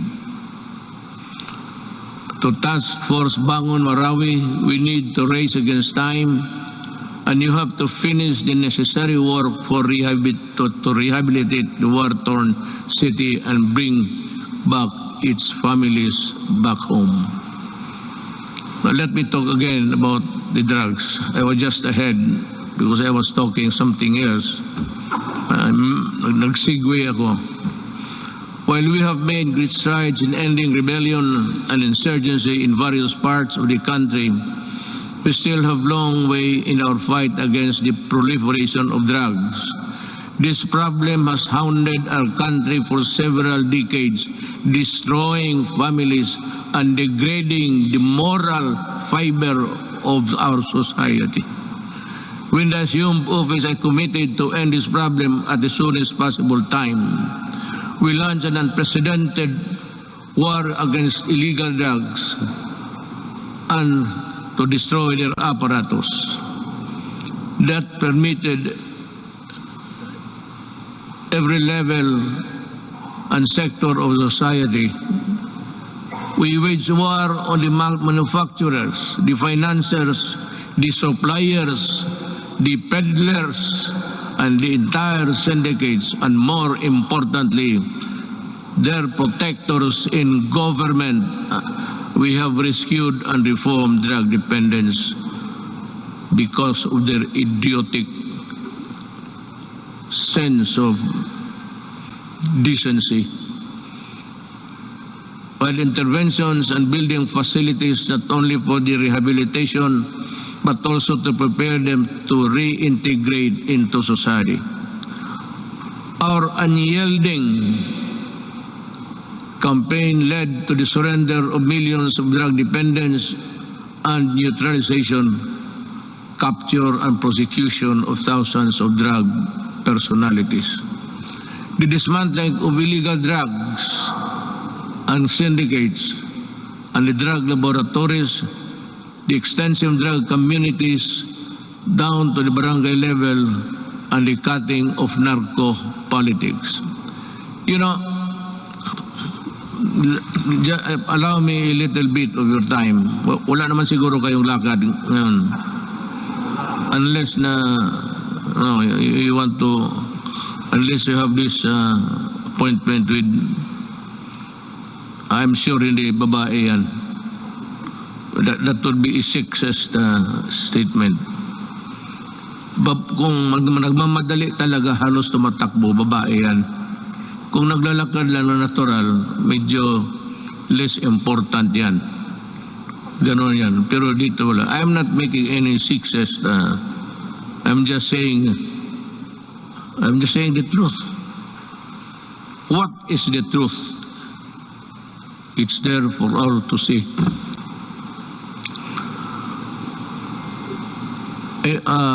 Let me talk about our quest for infrastructure development.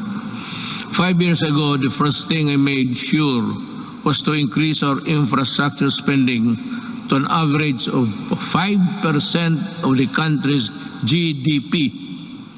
This is significantly higher than infrastructure spending of each and past 4 administrations.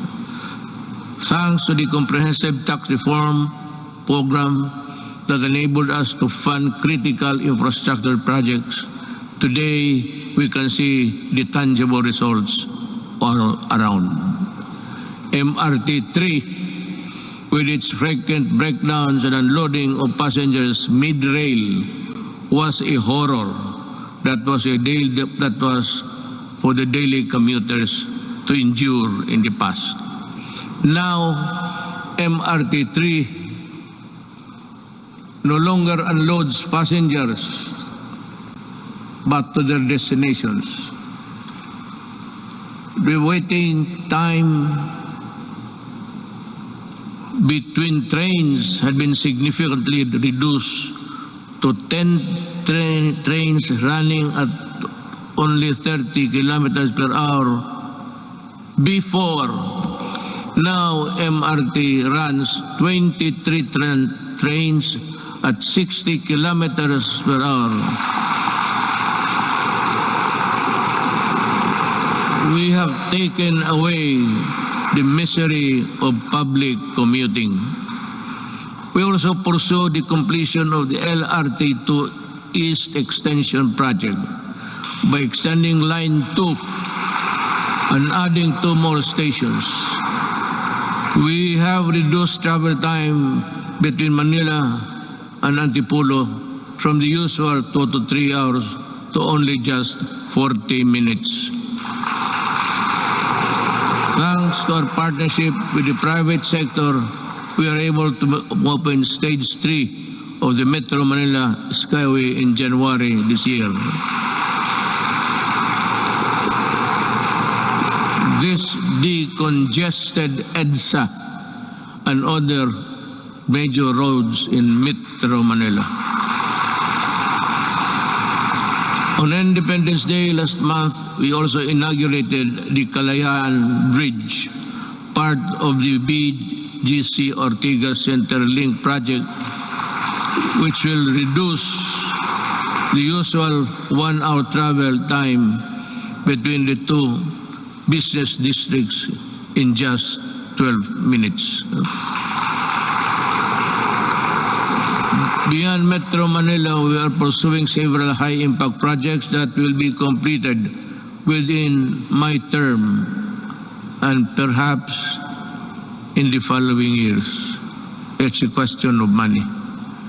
Just this July, we inspected the newly built passenger terminal building of the Clark International Airport.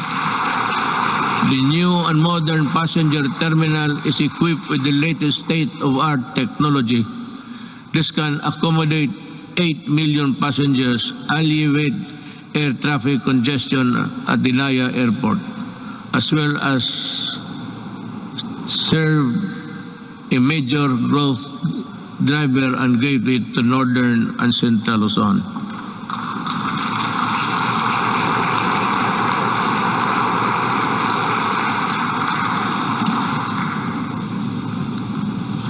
Madali man magpakpak ang basa ang mahirap.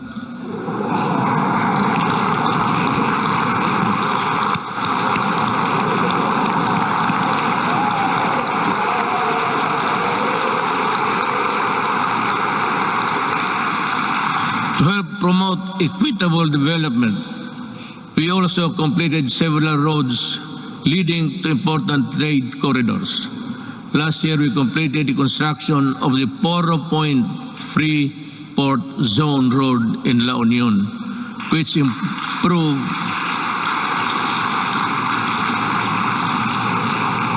nakita na ninyo yan? Wala. Sige lang pakpak. You don't even have a picture of what I'm talking about, I'm sure.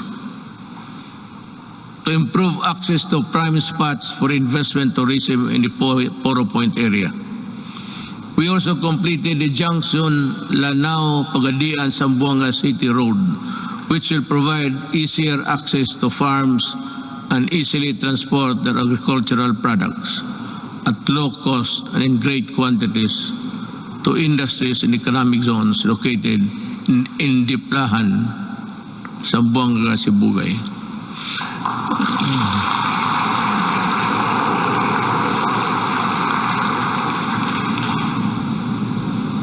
The Sorsogon City in Bicol,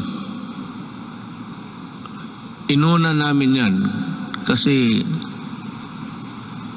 mahal ko ang mga Bicolano.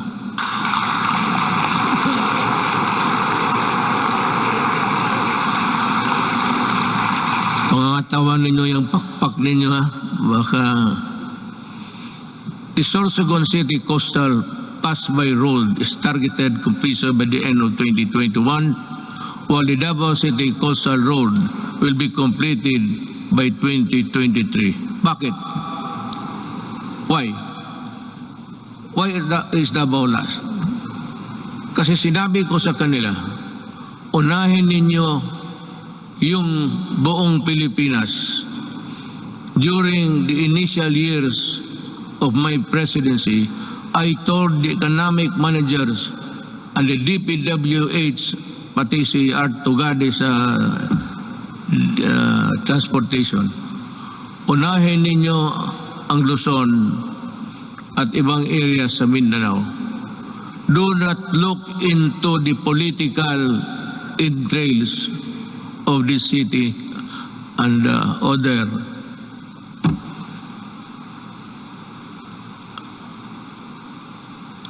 provinces. Sinadya ko talaga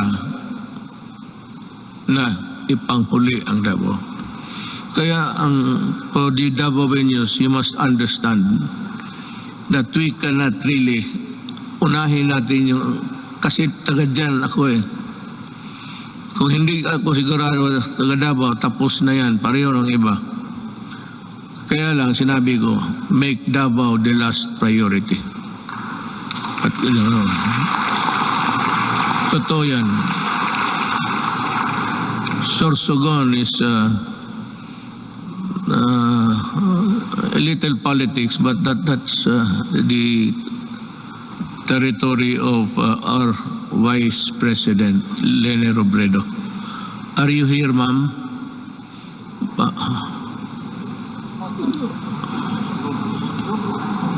Zoom. Meron ho kayong Sorsogon at iba pa. We have inaugurated new highways and roads as skyways. We have bought new trains, and these are a testament that we have greatly eased the grueling experience of traveling and commuting. And to sustain our momentum in infrastructure development, I have directed DPWH, DTR, NEDA, Department of Finance, and DBM to be on full speed to ensure that our flagship project will be completed within my term, especially those that could help disperse economic activity outside of the densely populated Metro Manila. I thus earnestly call upon our LGU and private sector partners to help us speed and go for the earliest realization towards our flagship project, infrastructure, and others. Let me dwell about governance. As we improve the connectivity, we work towards greater convenience for our travelers.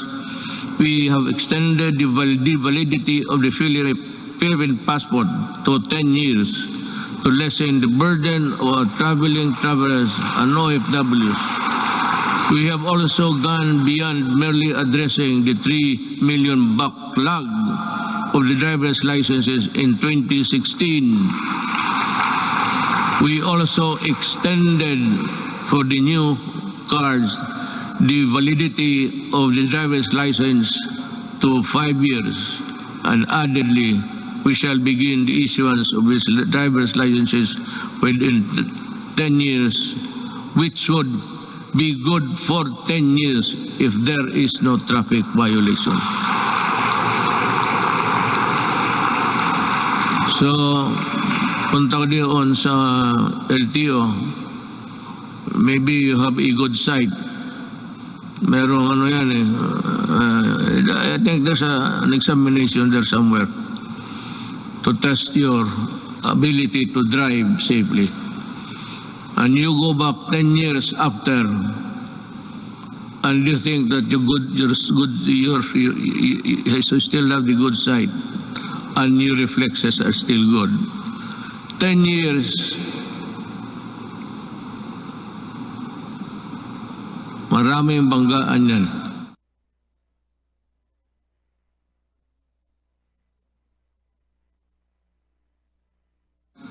There should be a stricter measure to issue the 10 years validity of a driver's license by imposing stringent requirements to test the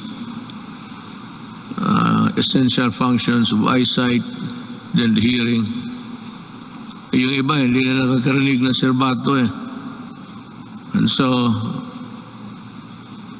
I have to, 10 years is too long. So I like it. It's good. But we should have assessed in 5 years, we should go there for a medical makeover. Tingnan lang kung kaya pa.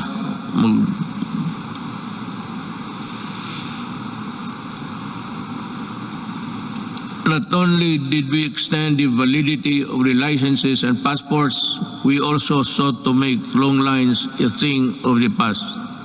By streamlining government processes, these efforts are embodied in the Ease of Doing Business Act, which Congress passed on 2018. Thank you, Congress.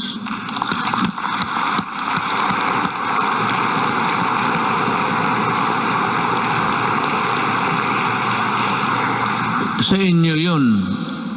Ako ang nagpirma pala. Ako nag-execute. Pakpak rin kayo.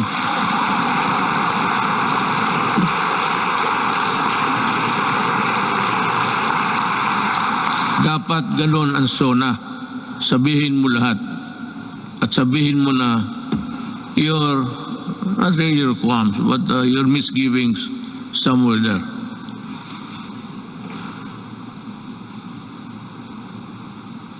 Transactions will be further streamlined with the rollout of the Philippine Identification System, or the PhilSy, to the Philippine Identification System Act. With this, we hope to facilitate better access, better services and access for all Filipinos, even in the far-flung areas. I want to say something about this, but I'm taking too long, We also ensured the modification of the salary schedule for civilian government personnel through the salary standardization law 5. A necessary measure for our civil servants to recognize their work and accomplishment, as well as a gesture of gratitude and goodwill. We have this legacy, and we hope to pass on this establishment of Central Business Portal, single site, and for all business-related transactions, such as securing business permits, licenses, and clearances, and launched earlier this year. It shall be elevated with a global standing in doing business arena and improve our country's competitiveness. Alam mo ito, yung queuing. When I was a mayor, I don't know, but maybe a legislator or a senator or a congressman, well, not really he's higher than the others. But kung dumaan ka as a local government employee worker, just like me, for 23 years, itong queuing, matagal ko na ito. In Davao, ang passport issuances na doon sa likod ng SM, isang gabi, nagmotor ako, nakita ko yung mga paa sa simento. So I was thinking, ano nangyari dito? So nagbaba ako, sabi ko, bakit dito kayo natutulog? Sabi nila, you know, Mayor, ang pagbukas niyan, kailangan nakapila na kami. Pag hindi, sunod, ibang araw na naman kami. So, I called for the chief of office. And I said, look, I may not be the person above you supervising, but make sure that this thing will not happen tomorrow. As in tomorrow. Tapos tinawagan ko ang itong sabi ko, why don't you give cards? Kung marami sila paglinya, may maglakad na martial, o ito, ikaw bukas, at 4 p.m. So you have to study the time and motion of people doing work. Sabi ko, ayaw ko dito sa Davao. Because Davao, Mindanao, nasa Davao ang ang issuances ng passport. So ngayon, pagka-presidente ko, sabi ko, ayaw ko nang makita yan. Not during my time. Not during my time. Maghanap ka ng ibang panahon. Ayusin ninyo yan. I do not want people queuing under the heat of the sun and rain. Kaya, sabi ko, di magbigay kayo ng card. They should go to one window, magkuha kayo kung kailan sila makabalik. So divide, I said, study your time and the motion of, the process of. And dito nangyari na because I insisted. Today there is no more queuing, especially in the National Office, Statistics Office. Nakita ko. Talagang sabi ko na, either you fix the thing or I will resign tomorrow because I could not bear to say those words. Hindi sa panahon ko. Kung hindi ko madala, hindi ko man kayo mapatay. Hindi ko kayo mabugbog.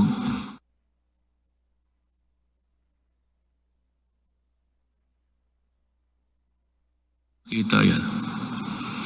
Since 2016, the Office of the President has issued 138 executive orders, 43 administrative orders, 86 memorandum circulars, 52 memorandum orders, and 1,038 proclamations. These issuances have been integral guideposts government administration and development agenda. The Office of the President has demonstrated careful stewardship of the power by initiating reforms.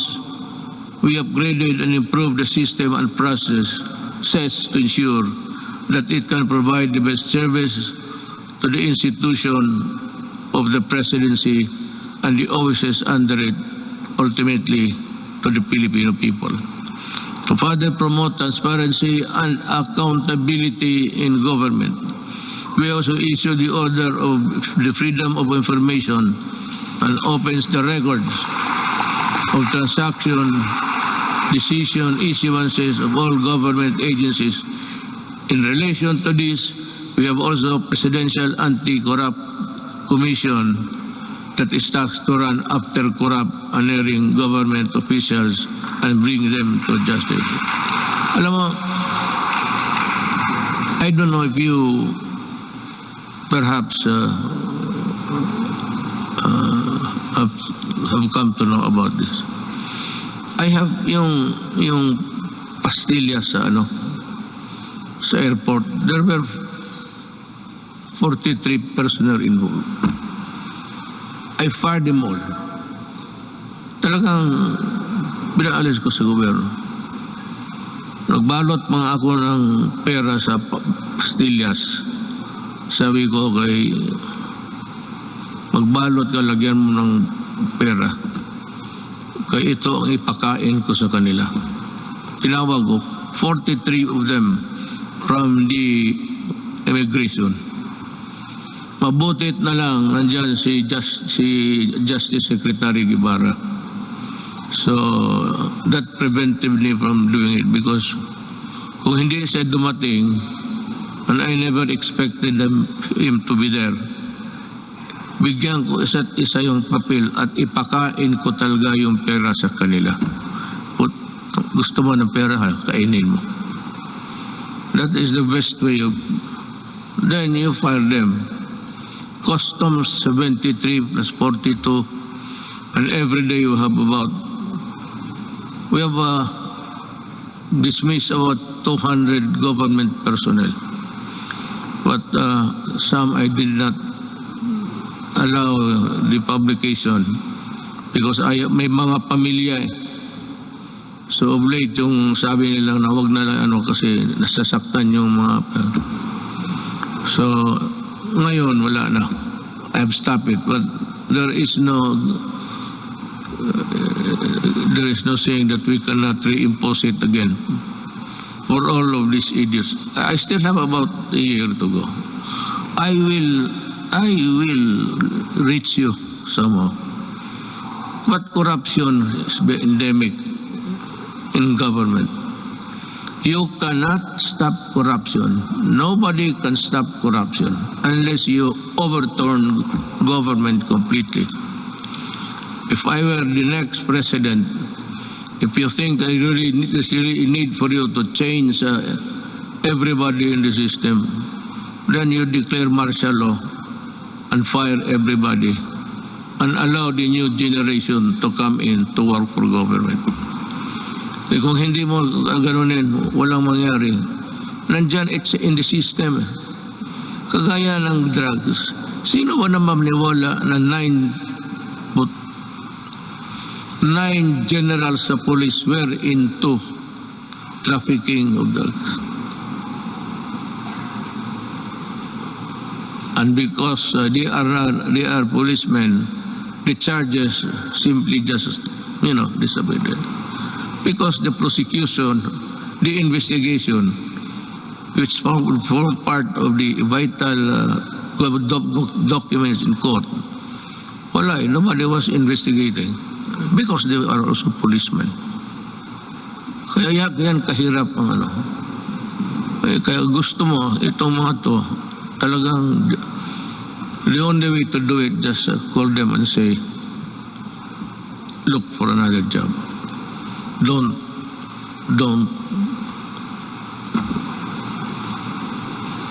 Ganun kahirap.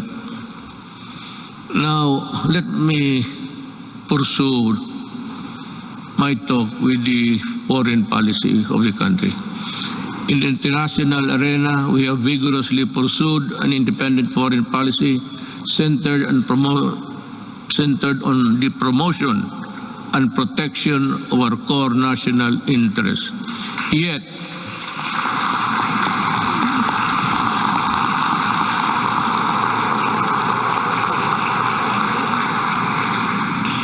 sigurado kayo sa pinapakan ninyo?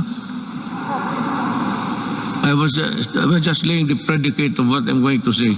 Yet, we continue. I will just give the cue, then you clap your hands. If I yet biro lang yan. Yet we continue to work with all nations and seek partnerships that work. Because despite differences, it is an independent world where interests and objectives intersect. Now, partners heretofore silent for equivocal reasons have expressed their principled positions that echo our own, that disputes and contested areas, the majesty of the law must prevail, and this is most welcome.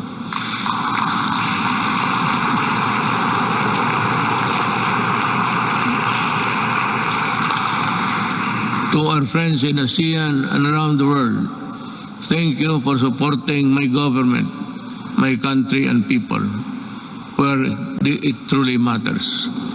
I assure you that the Philippines will remain a responsible member of the international community.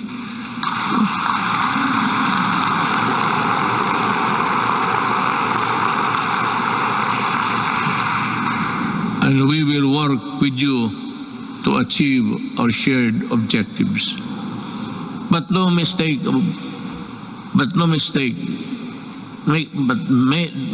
mistake, rather. Gone are the days when the Philippines decides and acts in the shadows of the great powers. We will assert what is rightfully ours and fight for what is rightfully due to the Filipino people.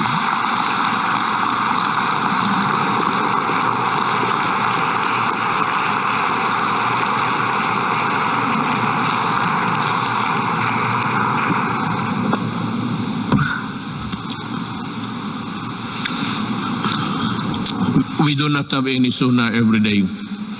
Now is as good as any other time to just let it out from puso mo. This is why we sent back container vans of garbage, because our country is not a dump site.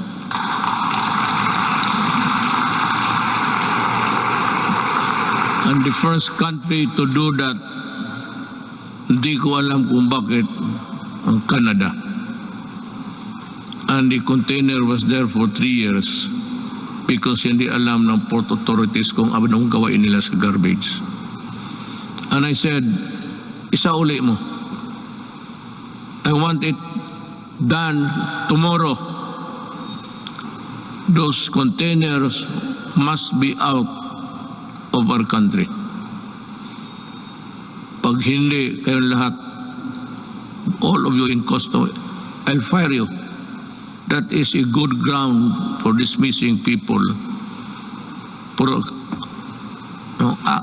accepting the garbage. Kaya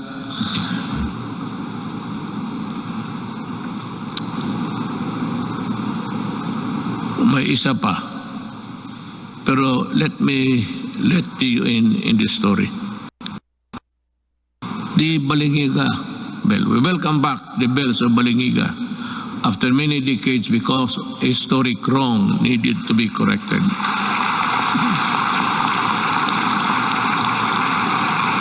The deal was, I would say, I am in bad faith. Sigurado yan. I will admit it. But this is the real story. The Americans, former soldiers, war veterans, went to see me, I think it was in Aguinaldo, and some military men. And in no uncertain terms, they said that you have been invited by Trump to go to America. Have you decided to go there? I said, no. Why? Sabi ko, I do not like the way that you are treating my country. Why? I said, for one, and there was the clamor now of Balingiga. You return the bells of Balingiga. So that's what really sacred also to the soldiers. Then it is more sacred to us in addition to the religion, the Roman Catholic Filipino Church, the church. Sabi nila, why would to make a deal? Si Hogan is around. He's a CIA agent. Sabi niya, isauli namin, pupunta ka, because I said earlier in my presidency, there will never be a time that I will go to America. Itong mga media mahilag mag-udyok ganon, bakit ka hindi punta? O arte mo lang yan. Sabi ko, then you watch me. Di gusto niyong malaman. Sabi ko sa Amerika, yes, I might consider going to America. So well then. O sabi ko, work on it. Ano in just 2 months time, they told me that the ship carrying the Balingiga bells are on their way to deliver it to Quezon. You remove it, you put it back there, kayo mismo. So tulong-tulong sila doon, nabalik na. Whereas Hogan said, so when are you going to go to America? So I do not have the time. But I will go there. Nung malapit na, hindi na talaga ako pumunta. Well, how about your promise? Well, I lost time to do it. I cannot do it now. Pero talaga, in my mind, and the Americans might know it, there was never in my mind a trip to America. Ngayong Balingiga, sabi ko, you massacred one barangay, baryo noon, women and children and all. Pinatay nila lahat. Because that bell of Balingiga was used to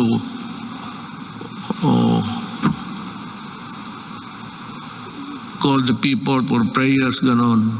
Sa simbahan yun eh. So yung ginawa nila, every time it is used, the Americans knew that it has a great significance to the Filipinos, the Balingiga. After the massacre of one barangay, how many at the time we would never know. But it was said, isang baryo. No barangay ngayon, baryo noon yan eh. Baryo is an American word. The barrio. They also call the small places in Mexico barrio. The Americans borrowed it from the Spaniards, barrio. So sabi ko, blood, you really got it at the expense of the blood of Filipinos. I do not hurry me up. If I go to America, it will be in my own time. Pero actually wala ako. I have not been to America for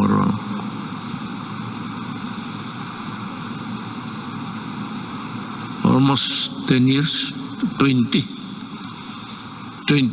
years. I have not visited America, and I do not have any intention of visiting it anymore. We called on the world to dismantle the heinous kafala system. Ito ring isa. Because the Filipino is no slave unto anyone, anywhere.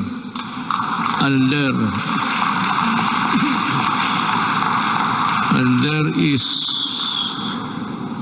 no room for modern day slavery. We helped start a new global civil rights movement for the migrant worker. And we asserted the arbitration ruling on the South China Sea clearly and in no uncertain terms, bilaterally, and the ASEAN, and finally at the United Nations General Assembly. And let me talk about that. I said in the September of last year, the arbitral award is now part of the international law and beyond compromise and beyond the reach of the passing governments to dilute, to diminish, or abandon.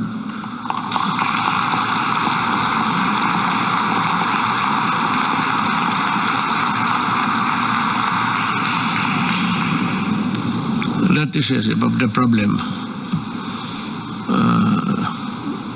We would like to just to everybody in the Middle East. I would like to tell them that not only Filipinos but all human beings, the kafala has no place there because it's a setup for slavery. Either you correct it or we will ask our workers, Filipino workers, to go home. Sabi ko, bahala na. Kung mahirap lang kami dito, okay lang. We will try our very best to make up for what they have lost, what they will lose in the process.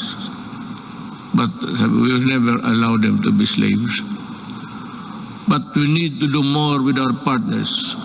We continue scaling our maritime domain awareness, defense capabilities, yet we will not close our doors on diplomacy and the tongue, because that is how disputes are settled and never by force. Let me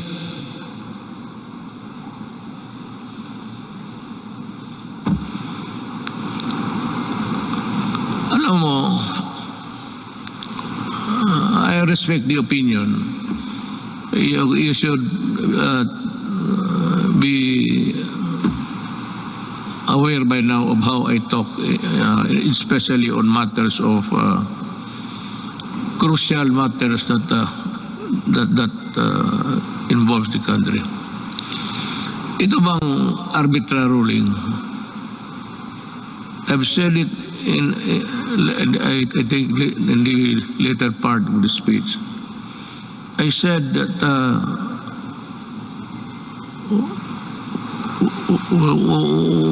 what's your problem in the arbitral ruling? America and some Filipinos, brilliant Filipinos, I would say, keep on pushing for something which I really do not know. I have made a speech before the UN. Nakasumplo rin, nandito lang ako. Hindi ako pumunta doon. But in that speech, I laid down the bare, sabi ko, ng ating administrasyon. Ano pa ang gusto ninyo? What will I do with a document that is not bind China because they were never a part of that arbitration? There was really no arbitration at all because it was only the Philippine side was served. Well and good. But ito ngayon, that there is the arbitral ruling, you know, I do not want to insult these people pushing me for something more than what I can handle. At anong gusto nila makipagira? Do something. What do something? Do you want war against China? Well, I'll tell you, even on the coast beach of Palawan, before you can take off, the missile of China would be there in about 5 or 10 minutes. It would be a massacre if I go and fight a war now. We are not yet a competent and able enemy of the other side. So what I did was I was just being nice to them. But for some people to say that I was helped by China in being president, these idiots, really. I will never do that. Hindi na bali ako, hindi ma-presidente, hindi talaga gagawin. To be, what? Receiving money from China to buy votes? They said that they help. Maybe in some Chinese communities, the gossip going around was that support Duterte. But the whole of the Chinese community in the Philippines went for me. Why?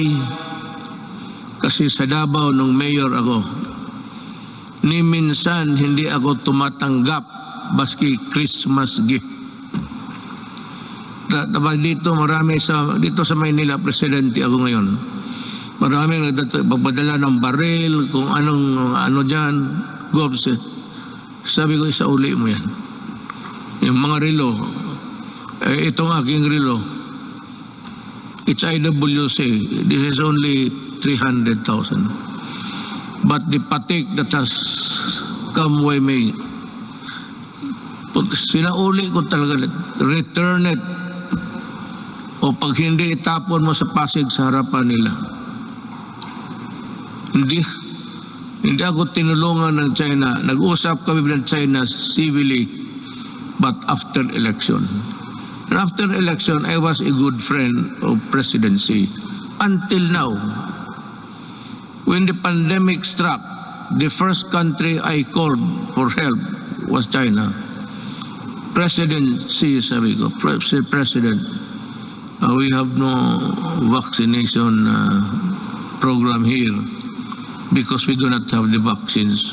We have not been able to invent one. We might have a hard time.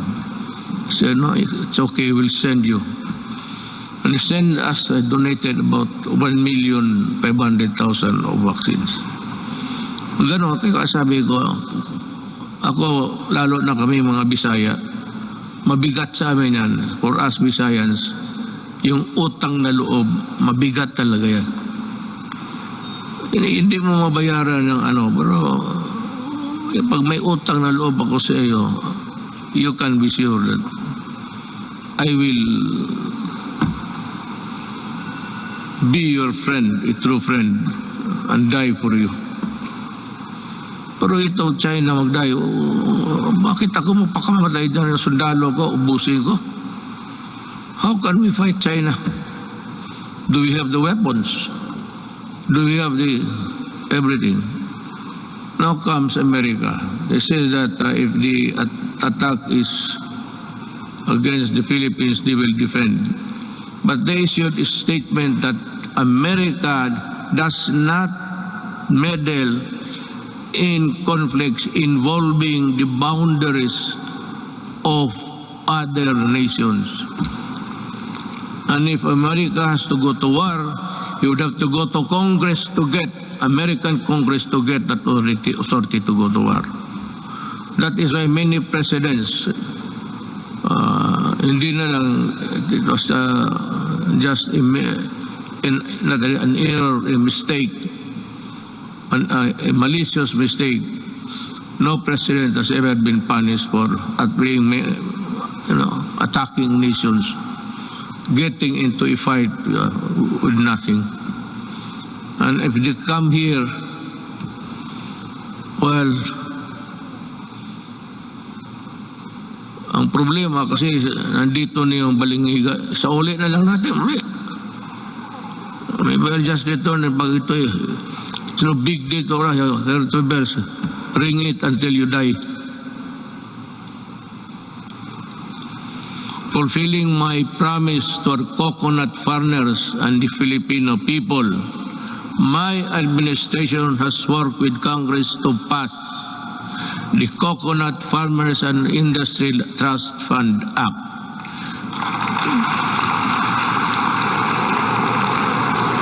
We have returned also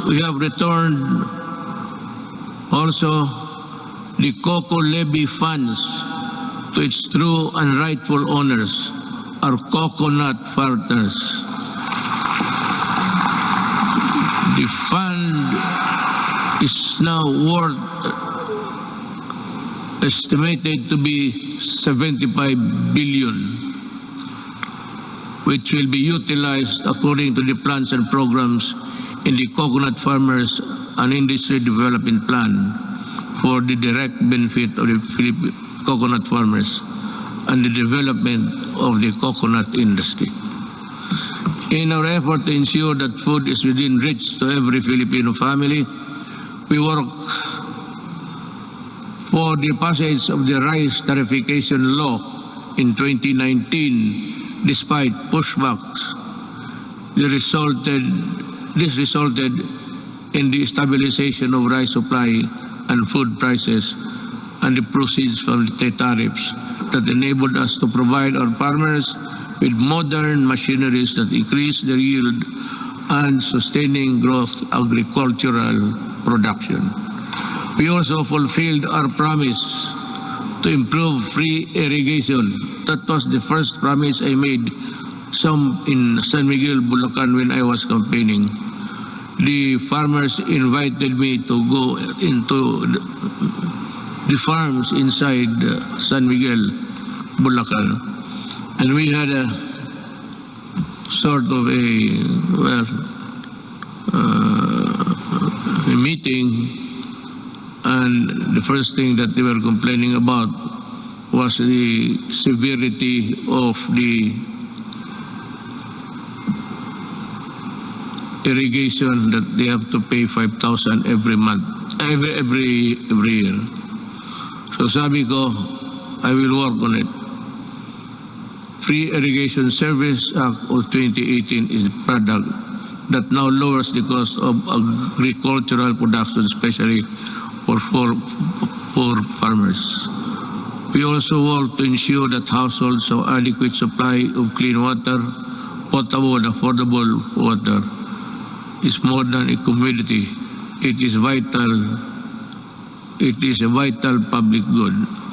This is why I used my political capital to fight vested interest behind disadvantageous water service contracts that burden consumers with unjustified water rights prices increases with the signing of this concession water agreements. Concessions consumers will be protected at least until 2037. Ganito yan eh. There is this concessionaire, dalawa. Ayoko na lang I will not mention names. Pero this is really what's happened. Ang dalawang concessionaires, one in the south and the other one is north.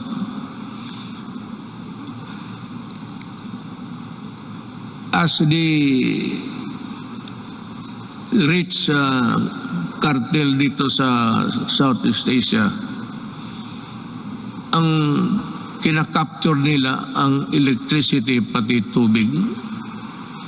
Dito sa tubig, in this contract with water concessionaires, we made so many concessions that really, sabi ko, if you look at the contract and look at the anti-graft law, talagang it's all anti-graft. All of the sentences, even the period. and question mark there. Bakit? Sila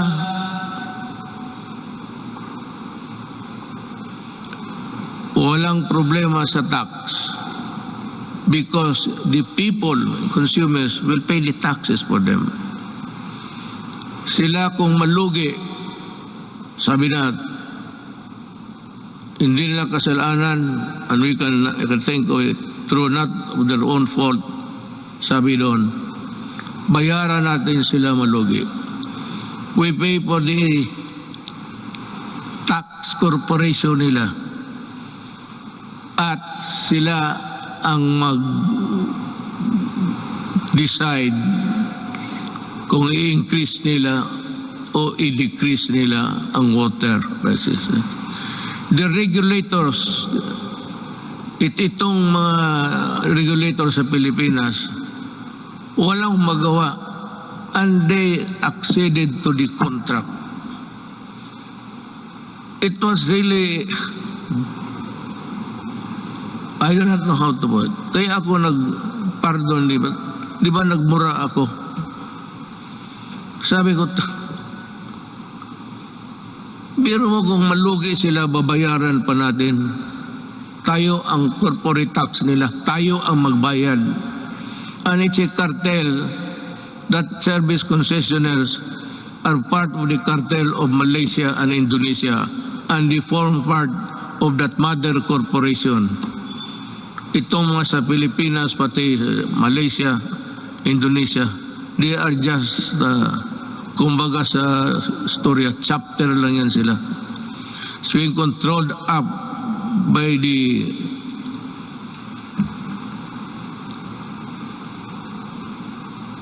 kasabi ko, wala ito. I told them, I told Dominguez, tell them that I am no longer honoring the contract. Meron pa doon, payment of itong tax, water treatment plant to be constructed in the Harrison Plaza site. Yun ang pinirmahan natin. So 1997 up to the present, or up to the month that I blew my top, nagbabayad, ewan ko kung ano nagbabayad, there's a sa water bills ninyo for enhancement of quality of water. Ang ibig sabihin, water treatment. And they were collecting since 1997. So until now, how much of the Filipinos' money are with them for nothing, not even for a song? Kaya ako, if there is something, hindi naman proud, but if there is something someday that my children will say, what have you done for my country? Sabihin ko, sila. Talagang inupakan ko sila. Sabi ko, ayaw ninyo? You do not want it? Well, okay. I will just confiscate your system and call the military to operate it. I will exercise the eminent domain and expropriate all of your assets here. Kasi gagawin ko.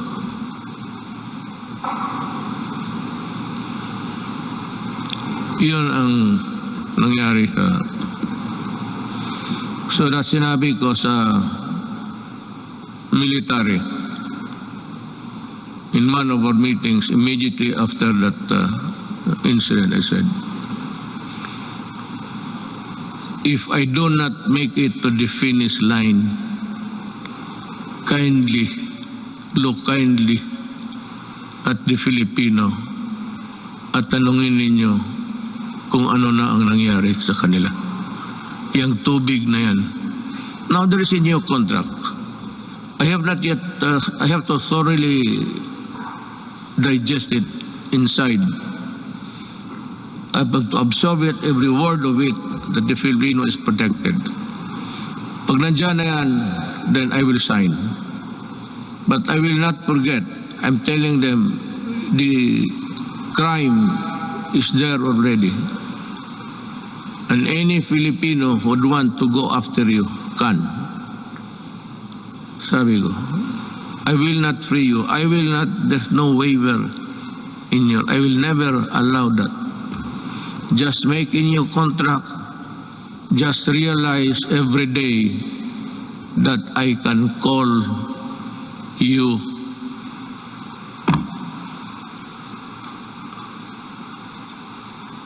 itong frequency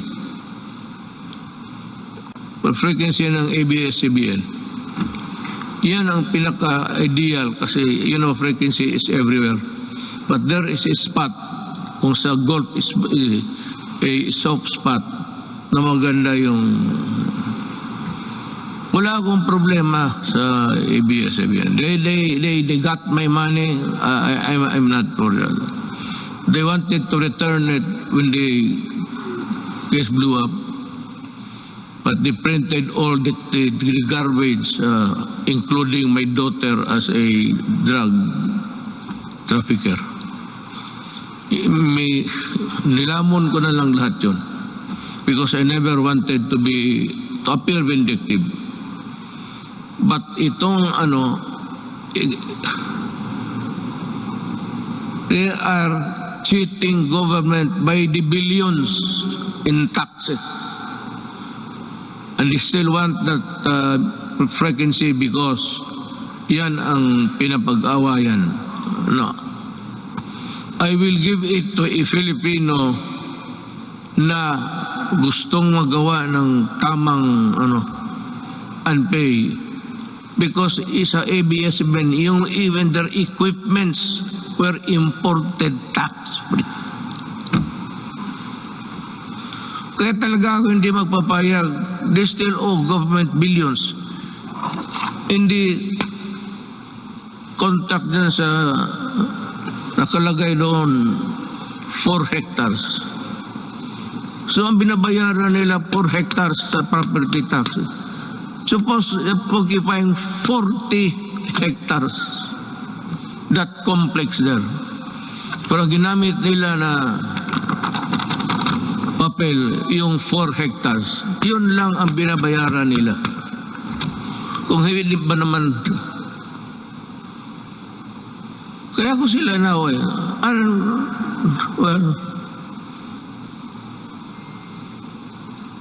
our micro, small and medium enterprises or MSMEs constitute 99.6% of our country's businesses and are vital to economic activity, job creation,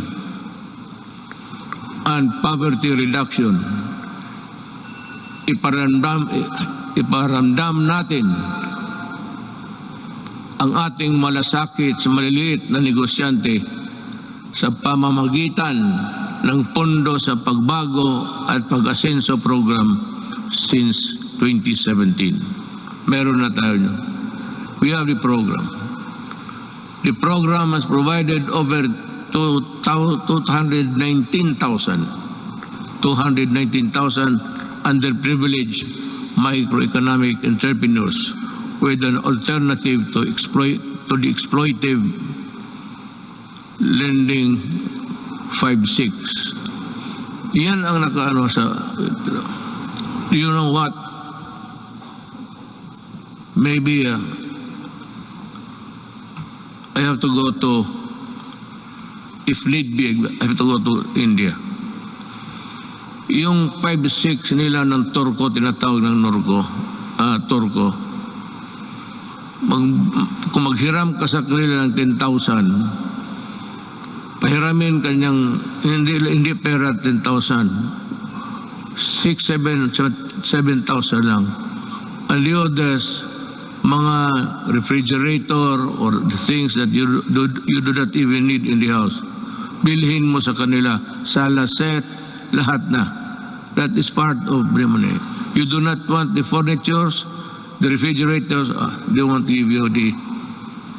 Kaya ang Pilipino nabuktot, alam mo buktot, naging hunchback na lang sa trabaho, ganun pa man.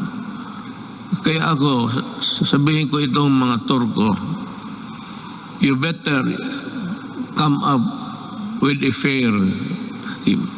If you want to go into business, money lending, but not at that usury 1,000 times. Likewise, to further support development of our micro and small business, we initiated radical reforms in the tax system to ease the taxation burden and increase the net income of lower wage earners and small businesses. Thanks to Congress.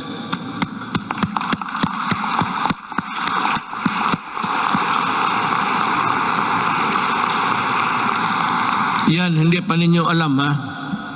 Sabi ko lang, thanks to Congress and our revenue-generating agencies, our tax reform sustained our economic growth from the third quarter of 2016 to the fourth quarter of 2019, which made the Philippines one of the fastest-growing economies in Asia until the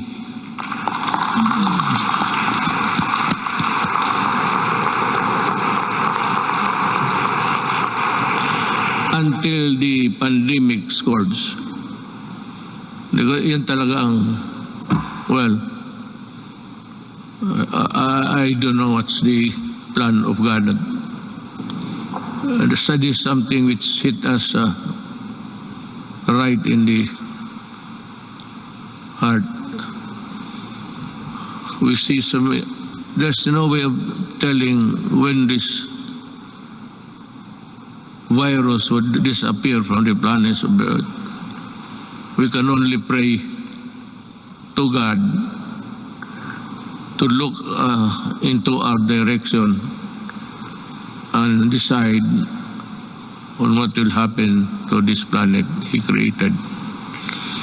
However, tax laws are not always perfect, and that is why every now and then they have to be revisited to see if they are at pace with the changing times. Let us therefore continue to monitor the relevance and the impact of our tax laws on individuals and private institutions to prevent serious damage on their financial health. Going now to the social and health issues.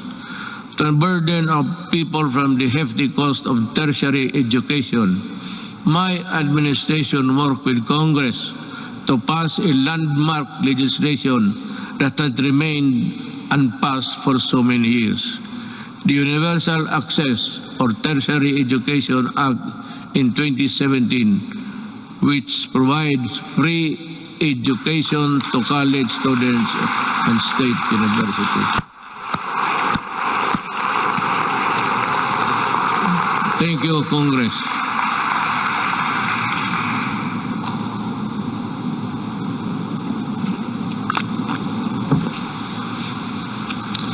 We also passed the Universal Health Care Act in 2019. And to supplement this, I also signed into law the Malasakit Centers Act in 2019.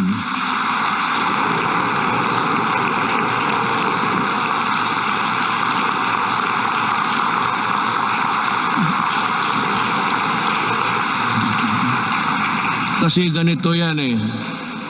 Pag ang pobreng Pilipino na sa ospital, magpunta pa siya doon sa kung saan makahingi ng tulong. So, ang ginawa, just like in Davao, ginawa namin, yung lahat na kailangan, yung internal revenue, kung nandyan, business permit, dyan na lang sa isang lugar, medisina, kunin nila. Dyan mismo sa hospital. Hindi na sila maglakad-lakad. And to me, that is one of the most, let me find the right word, a poignant act of Congress and of the Executive Department.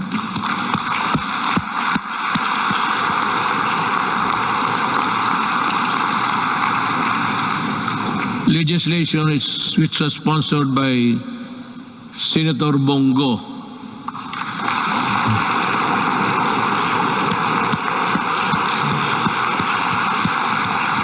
If you feel like standing up, you can, Senator.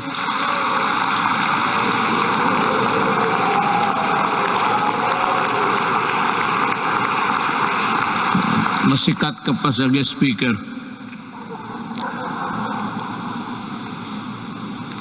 Unburden our peoples with the tedious process of going to various agencies and offices in order to avail assistance from government.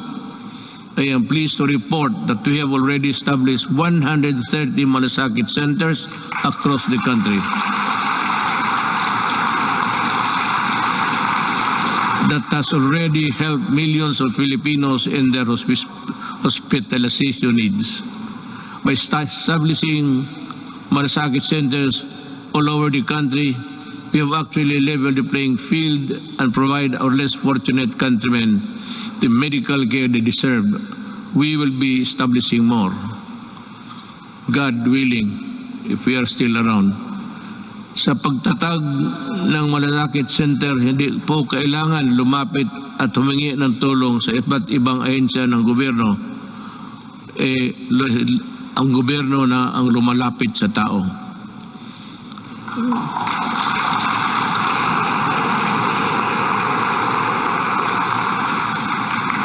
So, let us talk about COVID.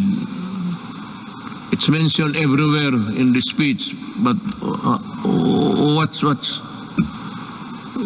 this goddamn virus is? I have to admit, back when I decided to answer your call and run for higher office, never did I imagine that my presidency would not only be judged by how I made good in my campaign promises in fighting illegal drugs, criminality, corruption, but how well I led our nation during the global pandemic. Hindi na ako makapronounce ng buti, baka mayroon na ako.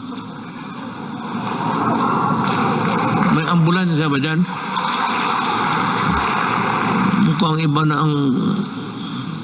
I cannot pronounce the words. I hope this is not a symptomatic. Prior to the pandemic, we recorded our lowest debt to GDP ratio since 1986, the highest revenue effort since 1997. The highest credit rating in the country's history, yung sa bangko. Because if your rating is high, it's easy to borrow at maliit lang ang interest. That is the dynamics of a rating by Fitch and Poor, mga ganon. So, and the lowest rates of unemployment and underemployment and poverty, well, it's still there. It is beyond dispute that our economic governance fundamentals were robust when COVID-19 hit us. I am sure that much can be said about the way we took on the daunting challenge of preserving lives while sustaining our momentum towards the developmental, dito na lang ako,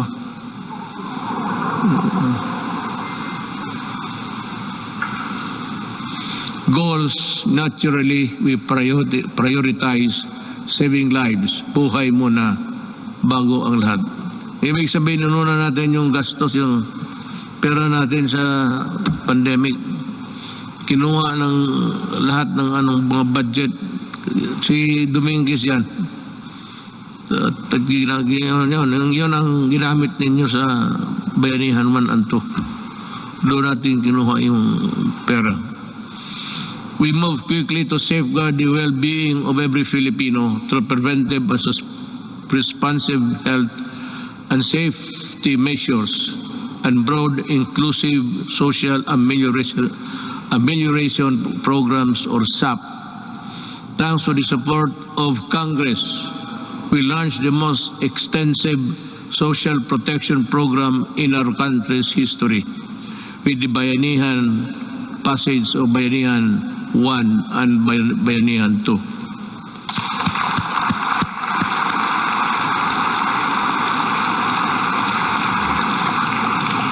Indeed, our national health system and the resilience which were tested to the health.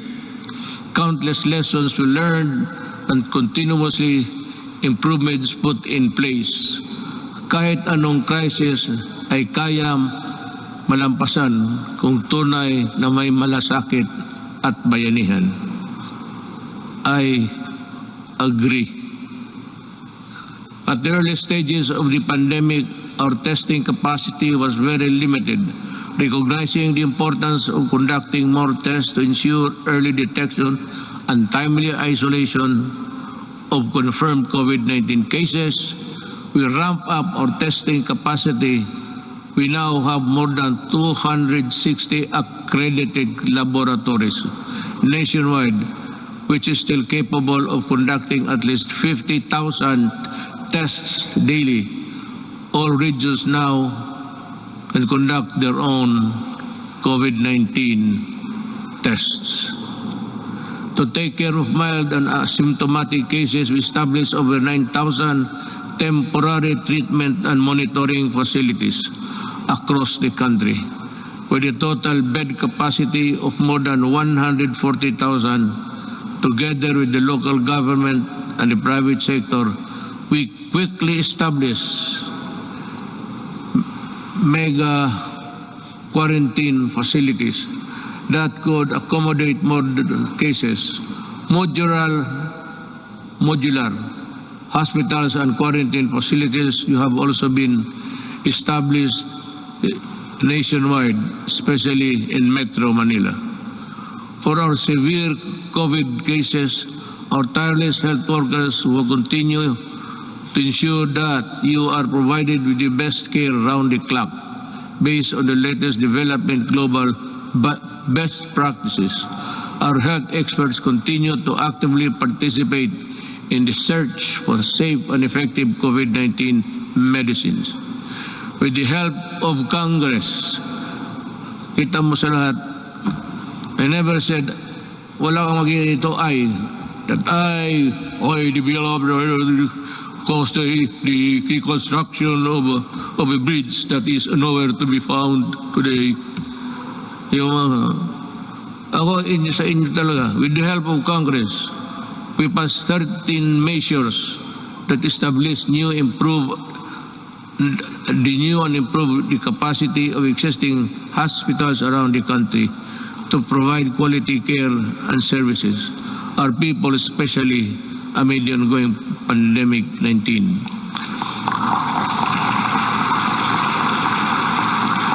This includes establishing new medical facilities in Mandaluyong City, Bacolod, and Davao Occidental, increasing bed capacities to existing health facilities.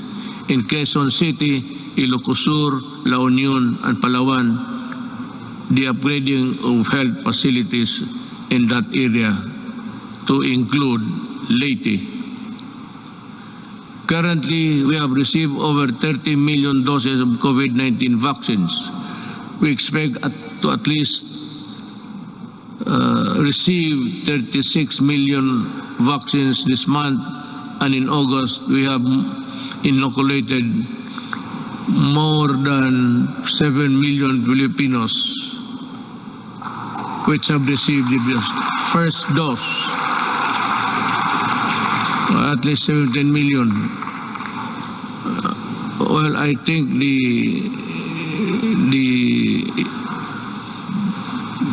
landscape, the health landscape of the country continues to improve as we, with the continuous approval of COVID-19 vaccines, we are ready to boost further our daily vaccination rate. And I also encourage our local government units to hasten their rollout and strengthen their inoculation program. San Juan City, for one, have vaccinated 70% of their population in a month's time. Saludo ako sa inyo at kay Mayor Zamora. We cannot continue living in the shadow of this potent enemy, especially now that science and medicine has proven that it is possible to live, if not entirely defeat this virus. The health and safety protocols we put in place have proven effective in slowing down the spread of virus. But the best solution is still vaccination. Am I to mataas na ba? Kasi kung mataas na, putulin na lang ninyo itong gumagalaw dito para sabihin ko, wala naman akong mabasa. Pag matagal na, those who want to go home, raise your right hands.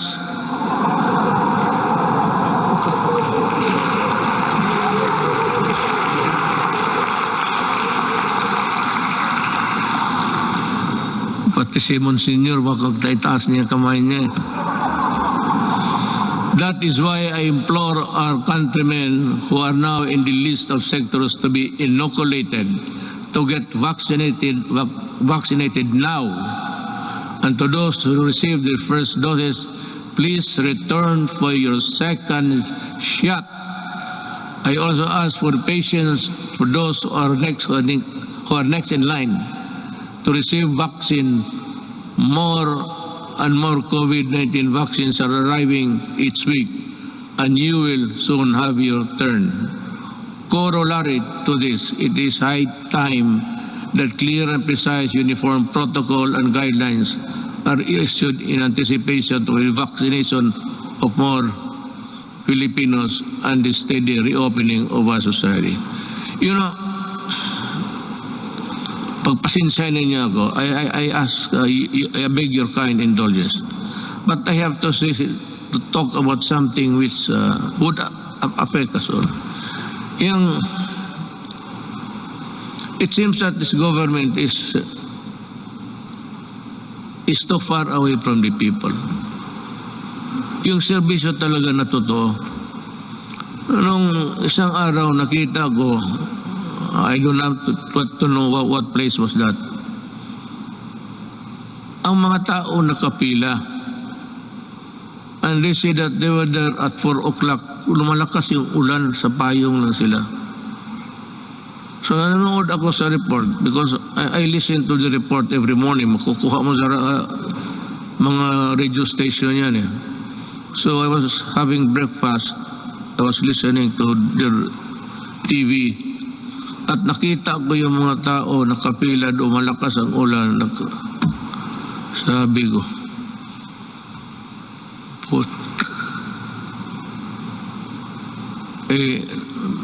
doon sa breakfast table, nagmura ako.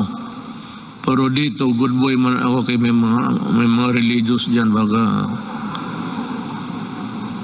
I just call on the National Task Force Against COVID-19 to see to it that this happens. The protection. We have spent enormous amounts of resources to build our capacities to overcome this pandemic.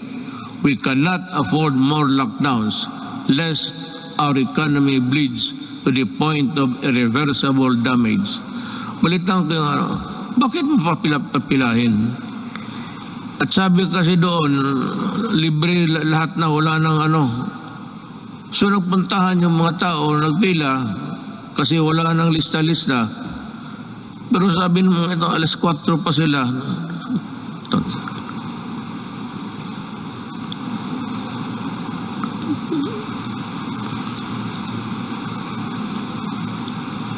Hindi lang ako pwedeng alam mo, sa totoo lang, hindi naman ako nagyayabang. I am just an ordinary Filipino citizen.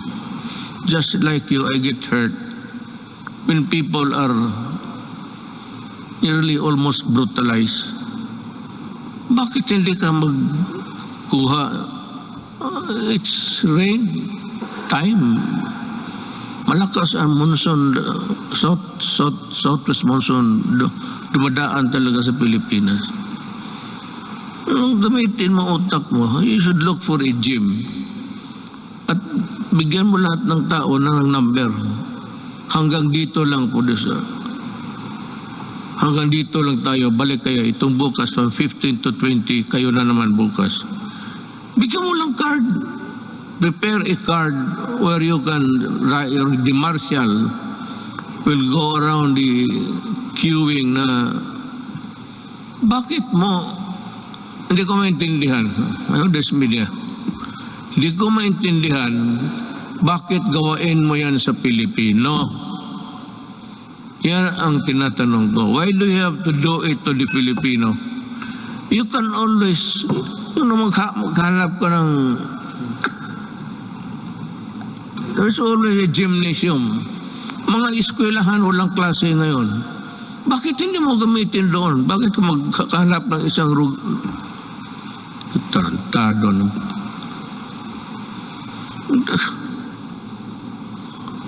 Kaya lang ako, well, it is to my chagrin, because gusto kong lumabas. Itong PSG lang na ito ang, sabihin ko sa inyo, huwag kayong magpresidente. Wala talagang, sabihin ko, maliit ang sweldo. Wala ka. If you're not there really for the, mag-corrupt ka dyan, well, it would make you a billionaire overnight. But kung magtrabaho ka lang ng ganito, ako presidente, gusto kong lumabas doon, sabihin ko, hoy, mga, bakit ganito to? Bakit ganon kayo ka stupido?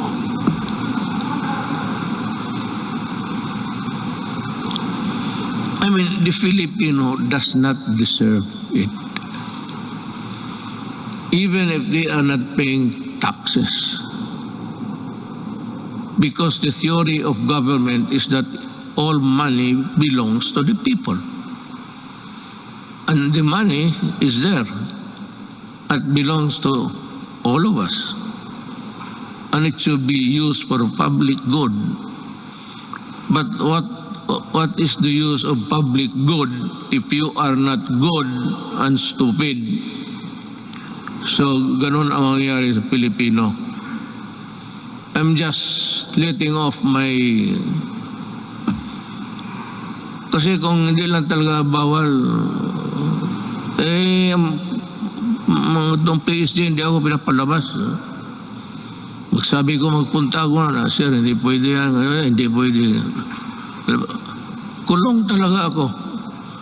Magpresidente ka, sa totoo lang, you are a prisoner. You are brought here, kunyari ka pa, di chopper ka, di gwardya, tapos uwi ka doon sa bahay mo. Tapos hindi ka na makalabas. Priso ka talaga. Tawagin mo security, yung gusto kong pumunta, sir, pasensya na. Tapos paggalitan mo, sabihin mo, sir, ang authority namin does not come from you. It comes from a law.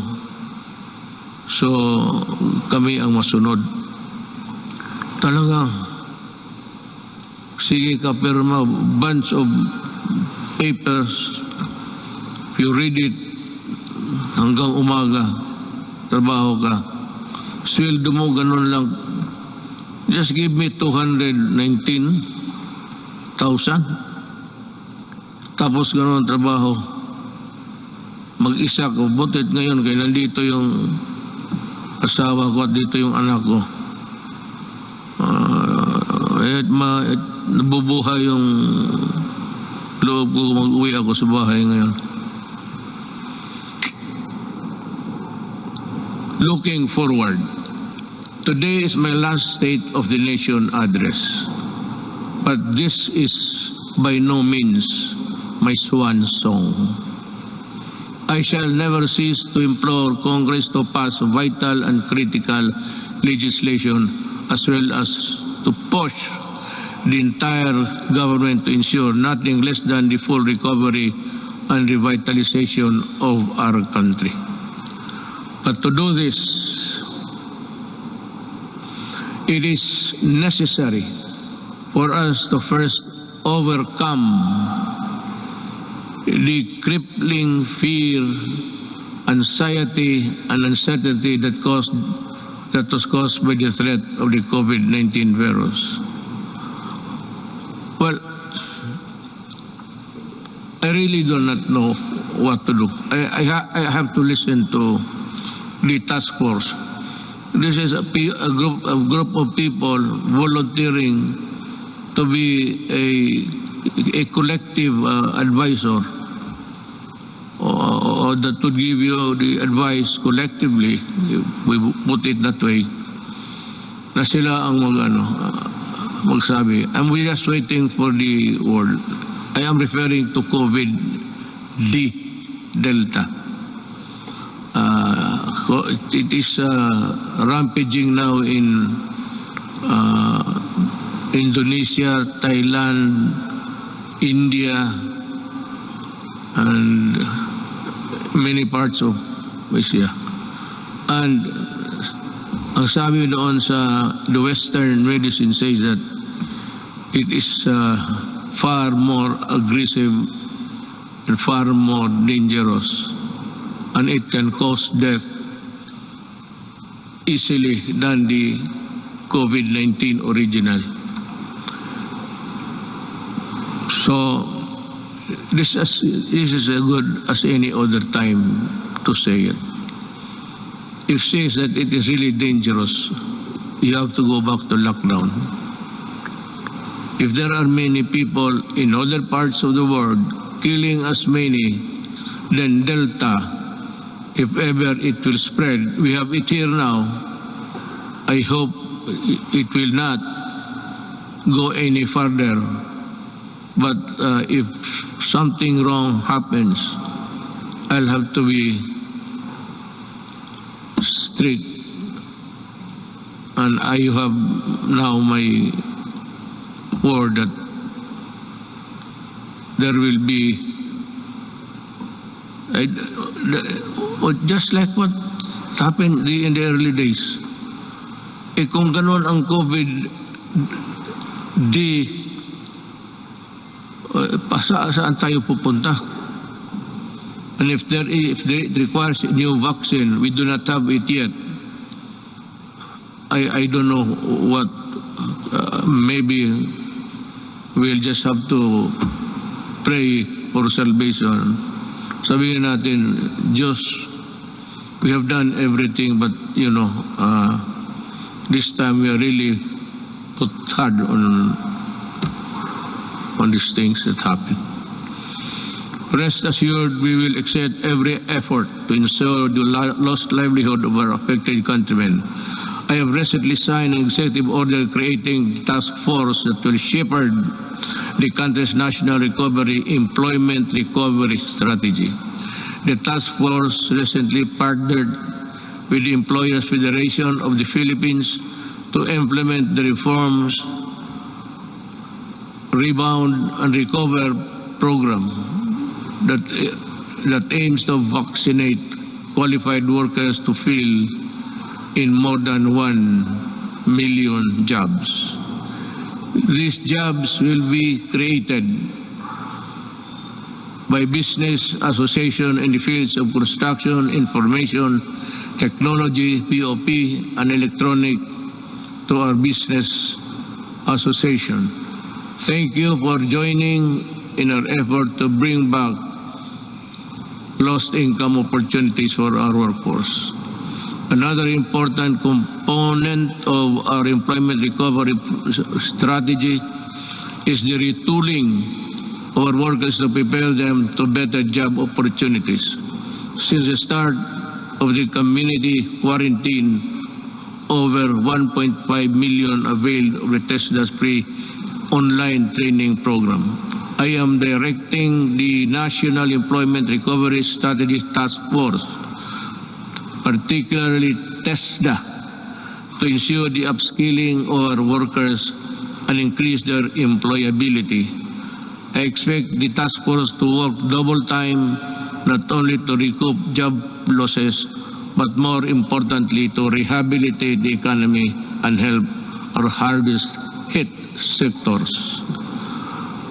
Through COVID-19 assistance to start enterprises or CARES program, we released 988 million pesos worth of loans to over 14,000 enterprises.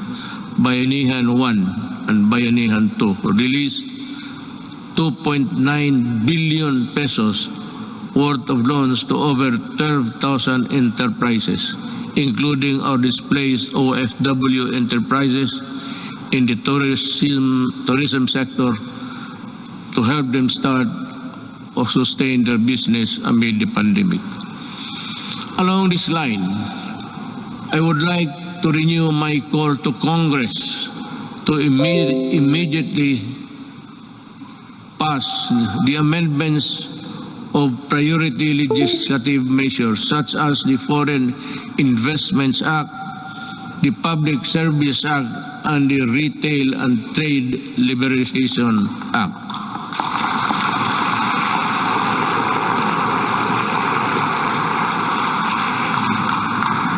Your applause went well ahead of its realization.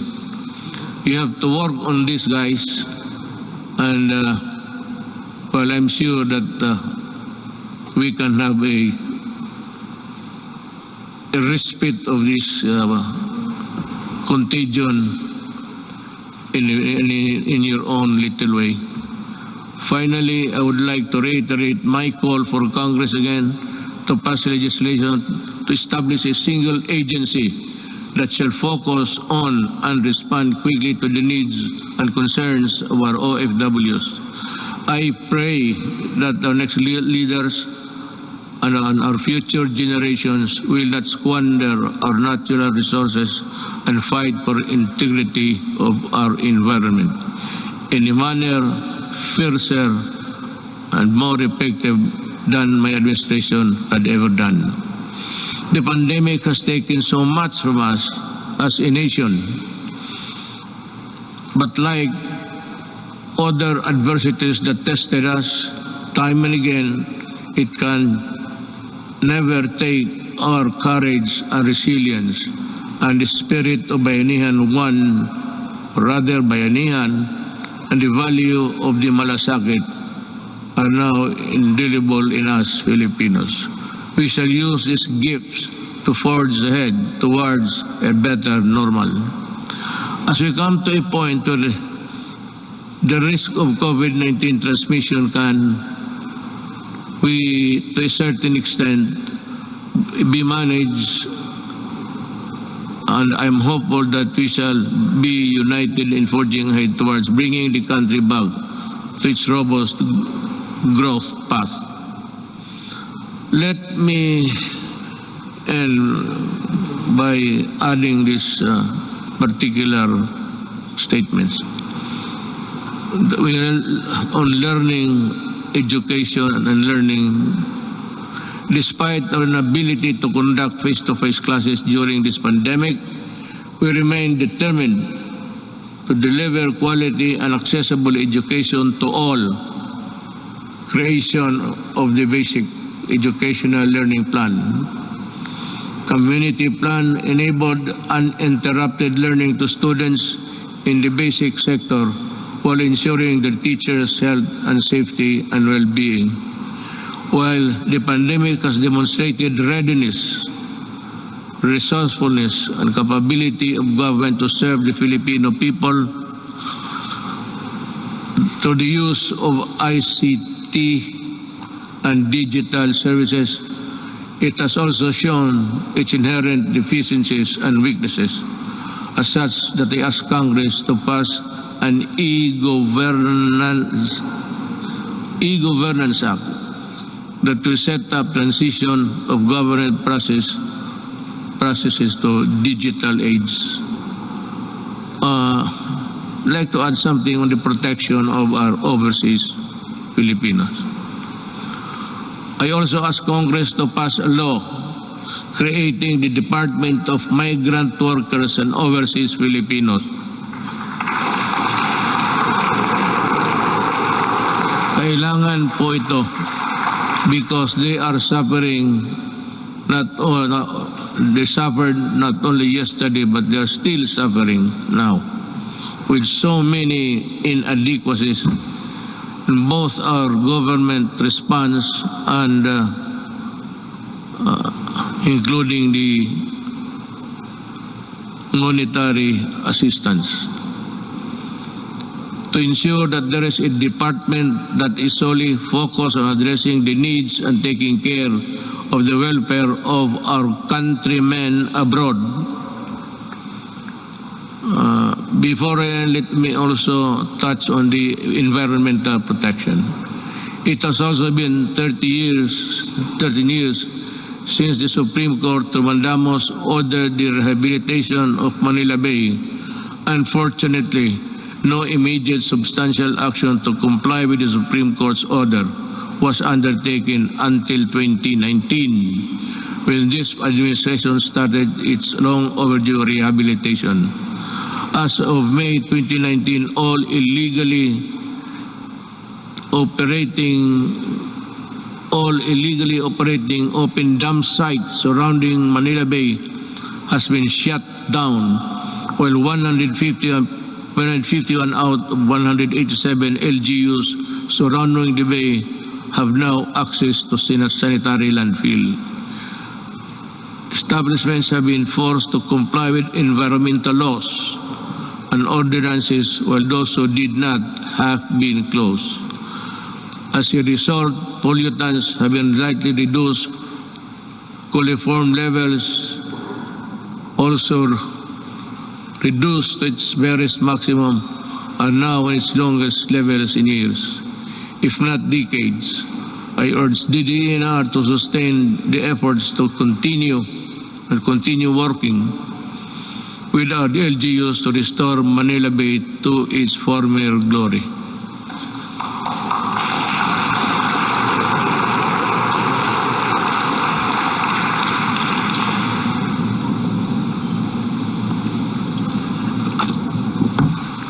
You know, just one little thing before we end. Yung pag-ano sa Manila Bay, where there is the corner where all of the garbage by current, by action of the current. Nandito marami sa likod ng Luneta.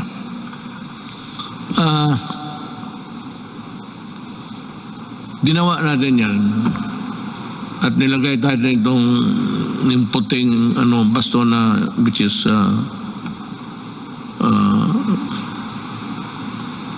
scattered into small pieces. Nawawala minsan yan because of the waves.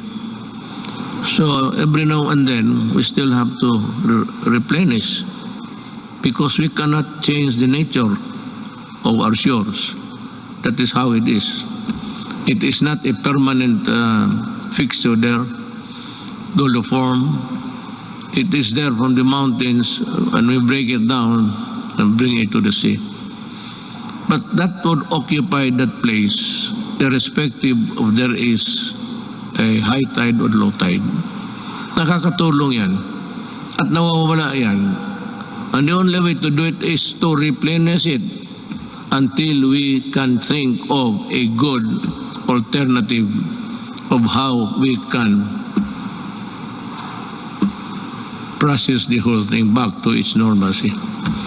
If there was really normalcy at that time or at any other time in the past. On the resilience, again, dinagdag ko na lang ito. So time is good as any other time again to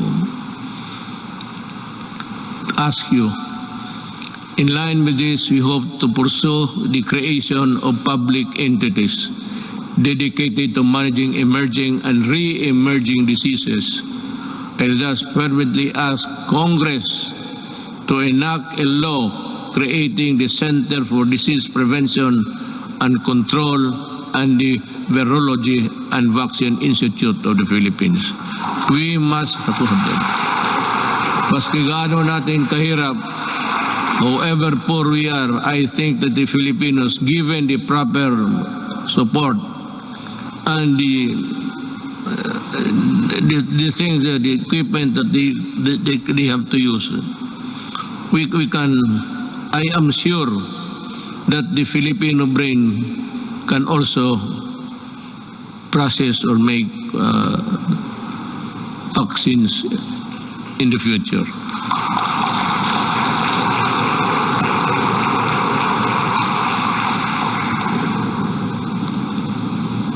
Tapos na po yan, ma'am. I ask Congress to pass the Disaster Resilience Act that will create the Department of Disaster Resilience.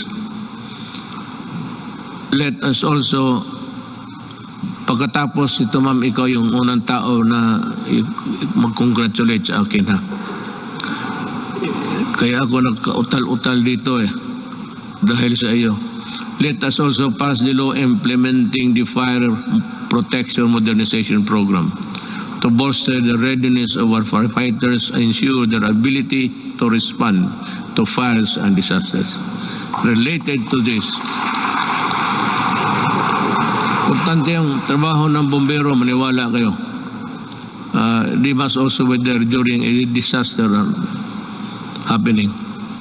Let us also push for the mandatory establishment of education centers in every city, province, and municipality throughout the country, which shall provide the basic needs and assistance to all evacuees during times of emergency. Now, there is now the conclusion. Yes, I will. Hi, salamat. Pochang Duterte to. The lights go out for this administration 11 months from now. The work that we started and expected to finish within constitutional time frame of 6 years has been told. Much was so far, but we need not despair. Desperation is a feeling alien to the resilient Filipino. A peaceful and prosperous Philippines is no longer a distant dream, but one that is within our grasp. If our future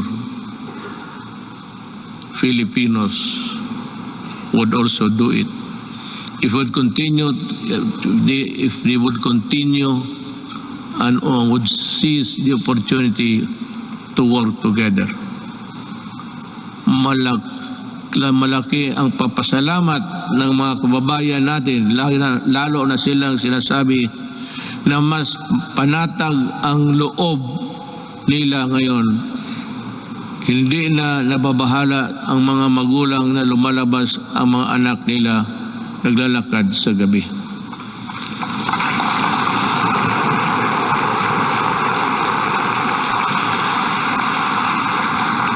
I will not elaborate on anything. You can draw your conclusion. Alam mo, when the Filipino, a father, a mother, or a child naglalakad sa gabi at siya ay gaya ng iba, even in America, you go into the inner cities of LA and New York, sa Washington DC, there's a corner there, they say, do not go there because you'll not come out alive.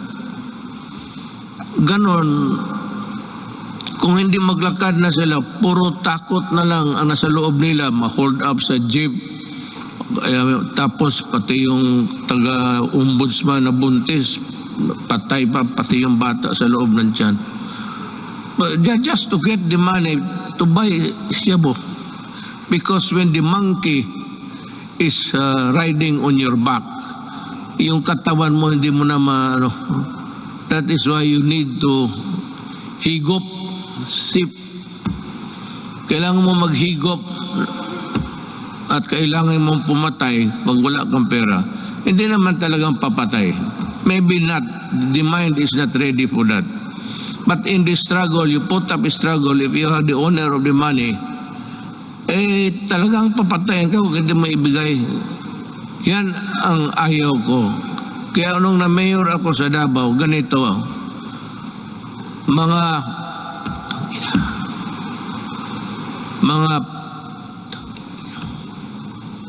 umalis kayo sa daan.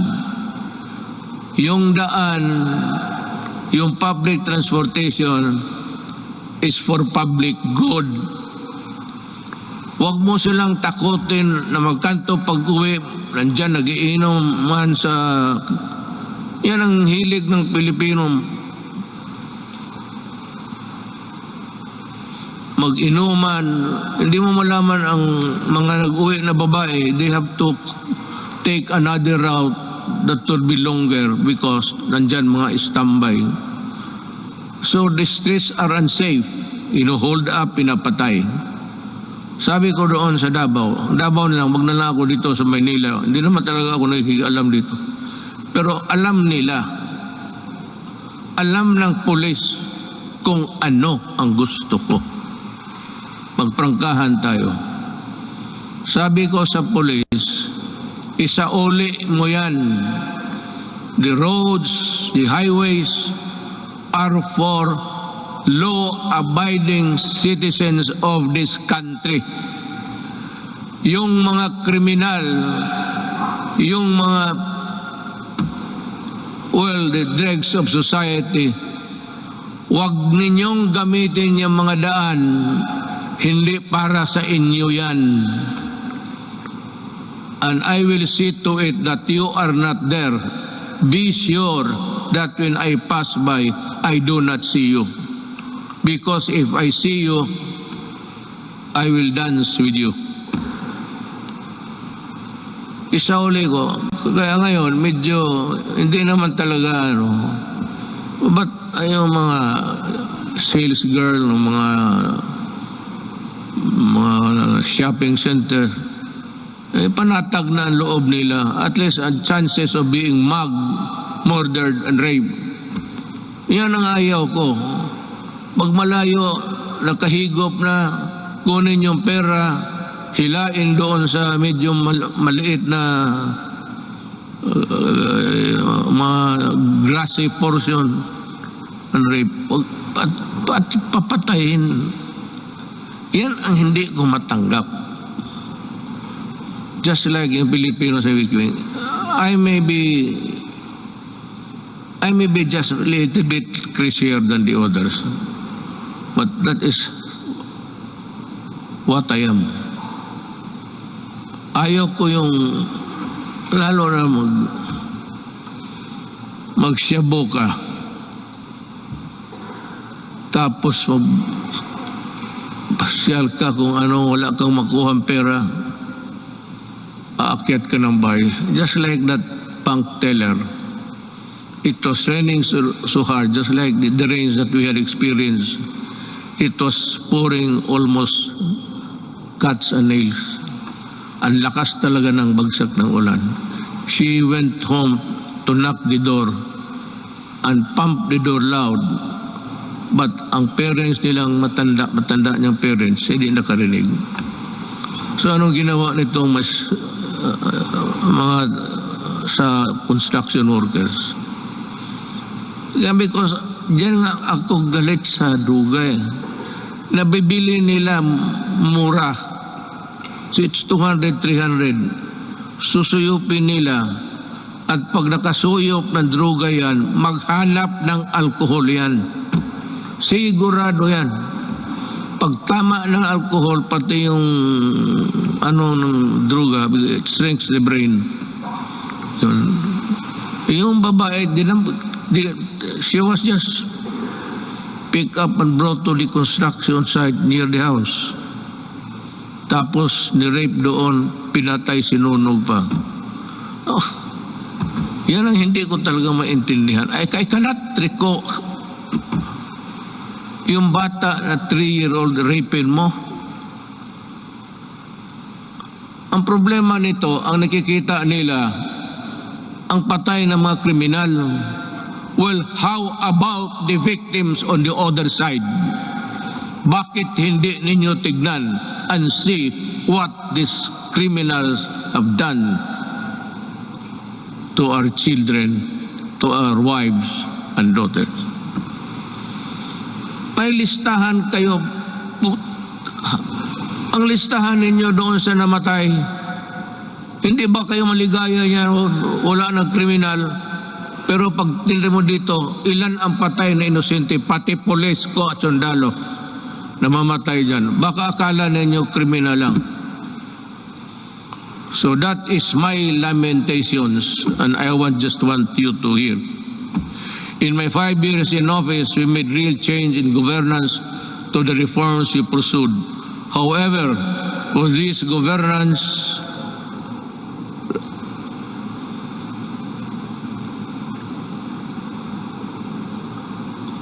must be sustained and broadened.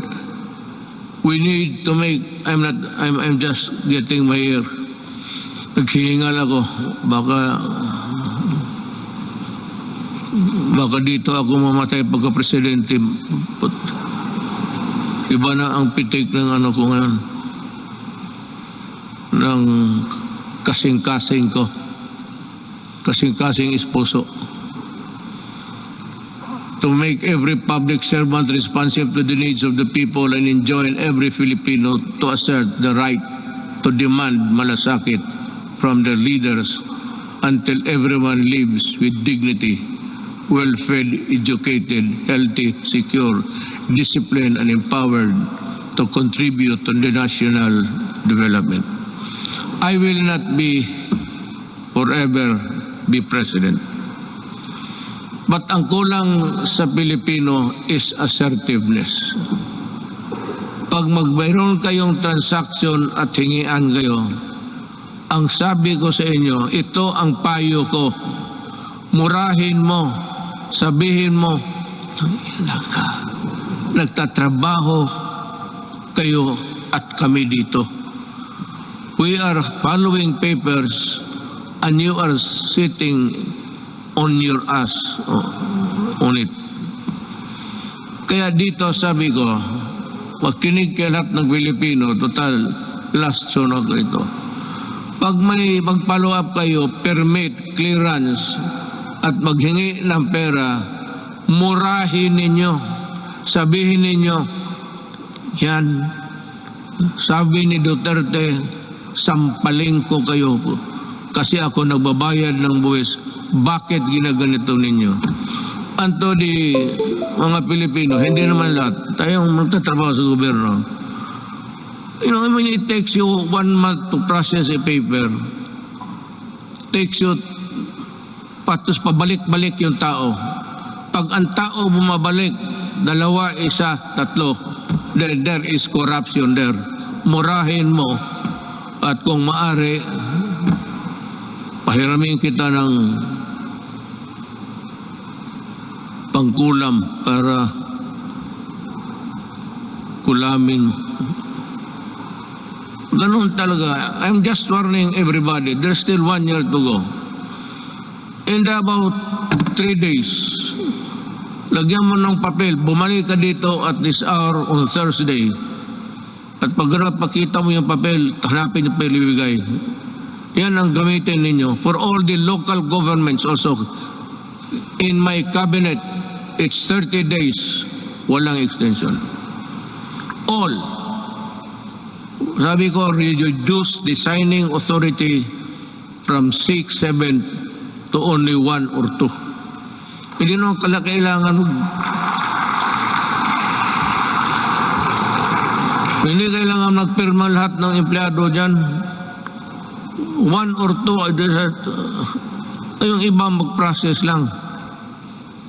But if we cannot process it also in so many days, in Davao, if there is a clearance which is long overdue, hindi mo na pwedeng ibigay doon sa tao. Ibigay mo sa akin at tanungin kita, bakit inabot ka ng ganito? There's no other conclusion.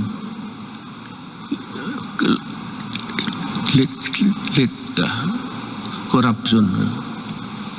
Kagaya, what is true in Davao is true for the entire Philippines. Mabutit na rin yan, nakapagsalita ako ng freely with you. Total, last ko naman itong suna. Mabuti ang malaman ng tao na ganon ang ginagawa nila. It's not there. Hindi man nila nilagay ang mga ganon na wala mang mura dyan. Be careful. This is... we need to fight and subdue narrow vested interests and ensure that our gains will benefit to the greater number of Filipinos, especially those who have the least in life. We have laid down the groundwork and are continuing to push for landmark reforms and key accomplishments to the last day of my term. I have full confidence that the Filipino spirit, pati ako nagmamadali na. Naihi na kanina pa eh.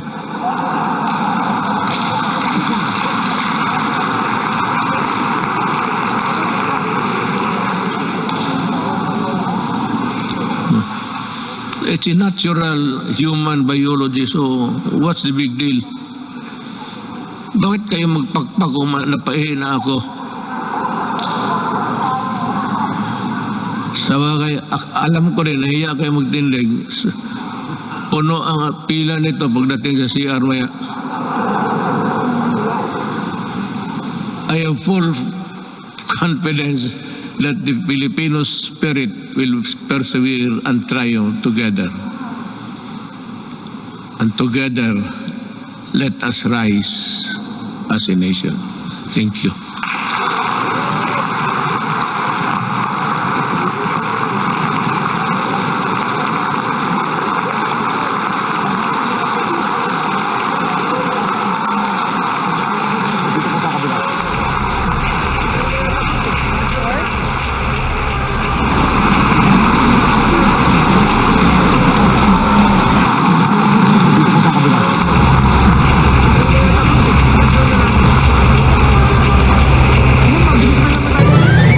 Sona ng Pangulong Rodrigo Roa Duterte, the DWIZ Special Coverage. Sa gitna ng pandemya, palakasin ang resistensya, siguraduhin ang 7 hanggang 8 oras na tulog, kumain ng masustansya. Kung ikaw ay may problema sa kidney tulad ng kidney stones o bato, impeksyon, nagpapadialysis,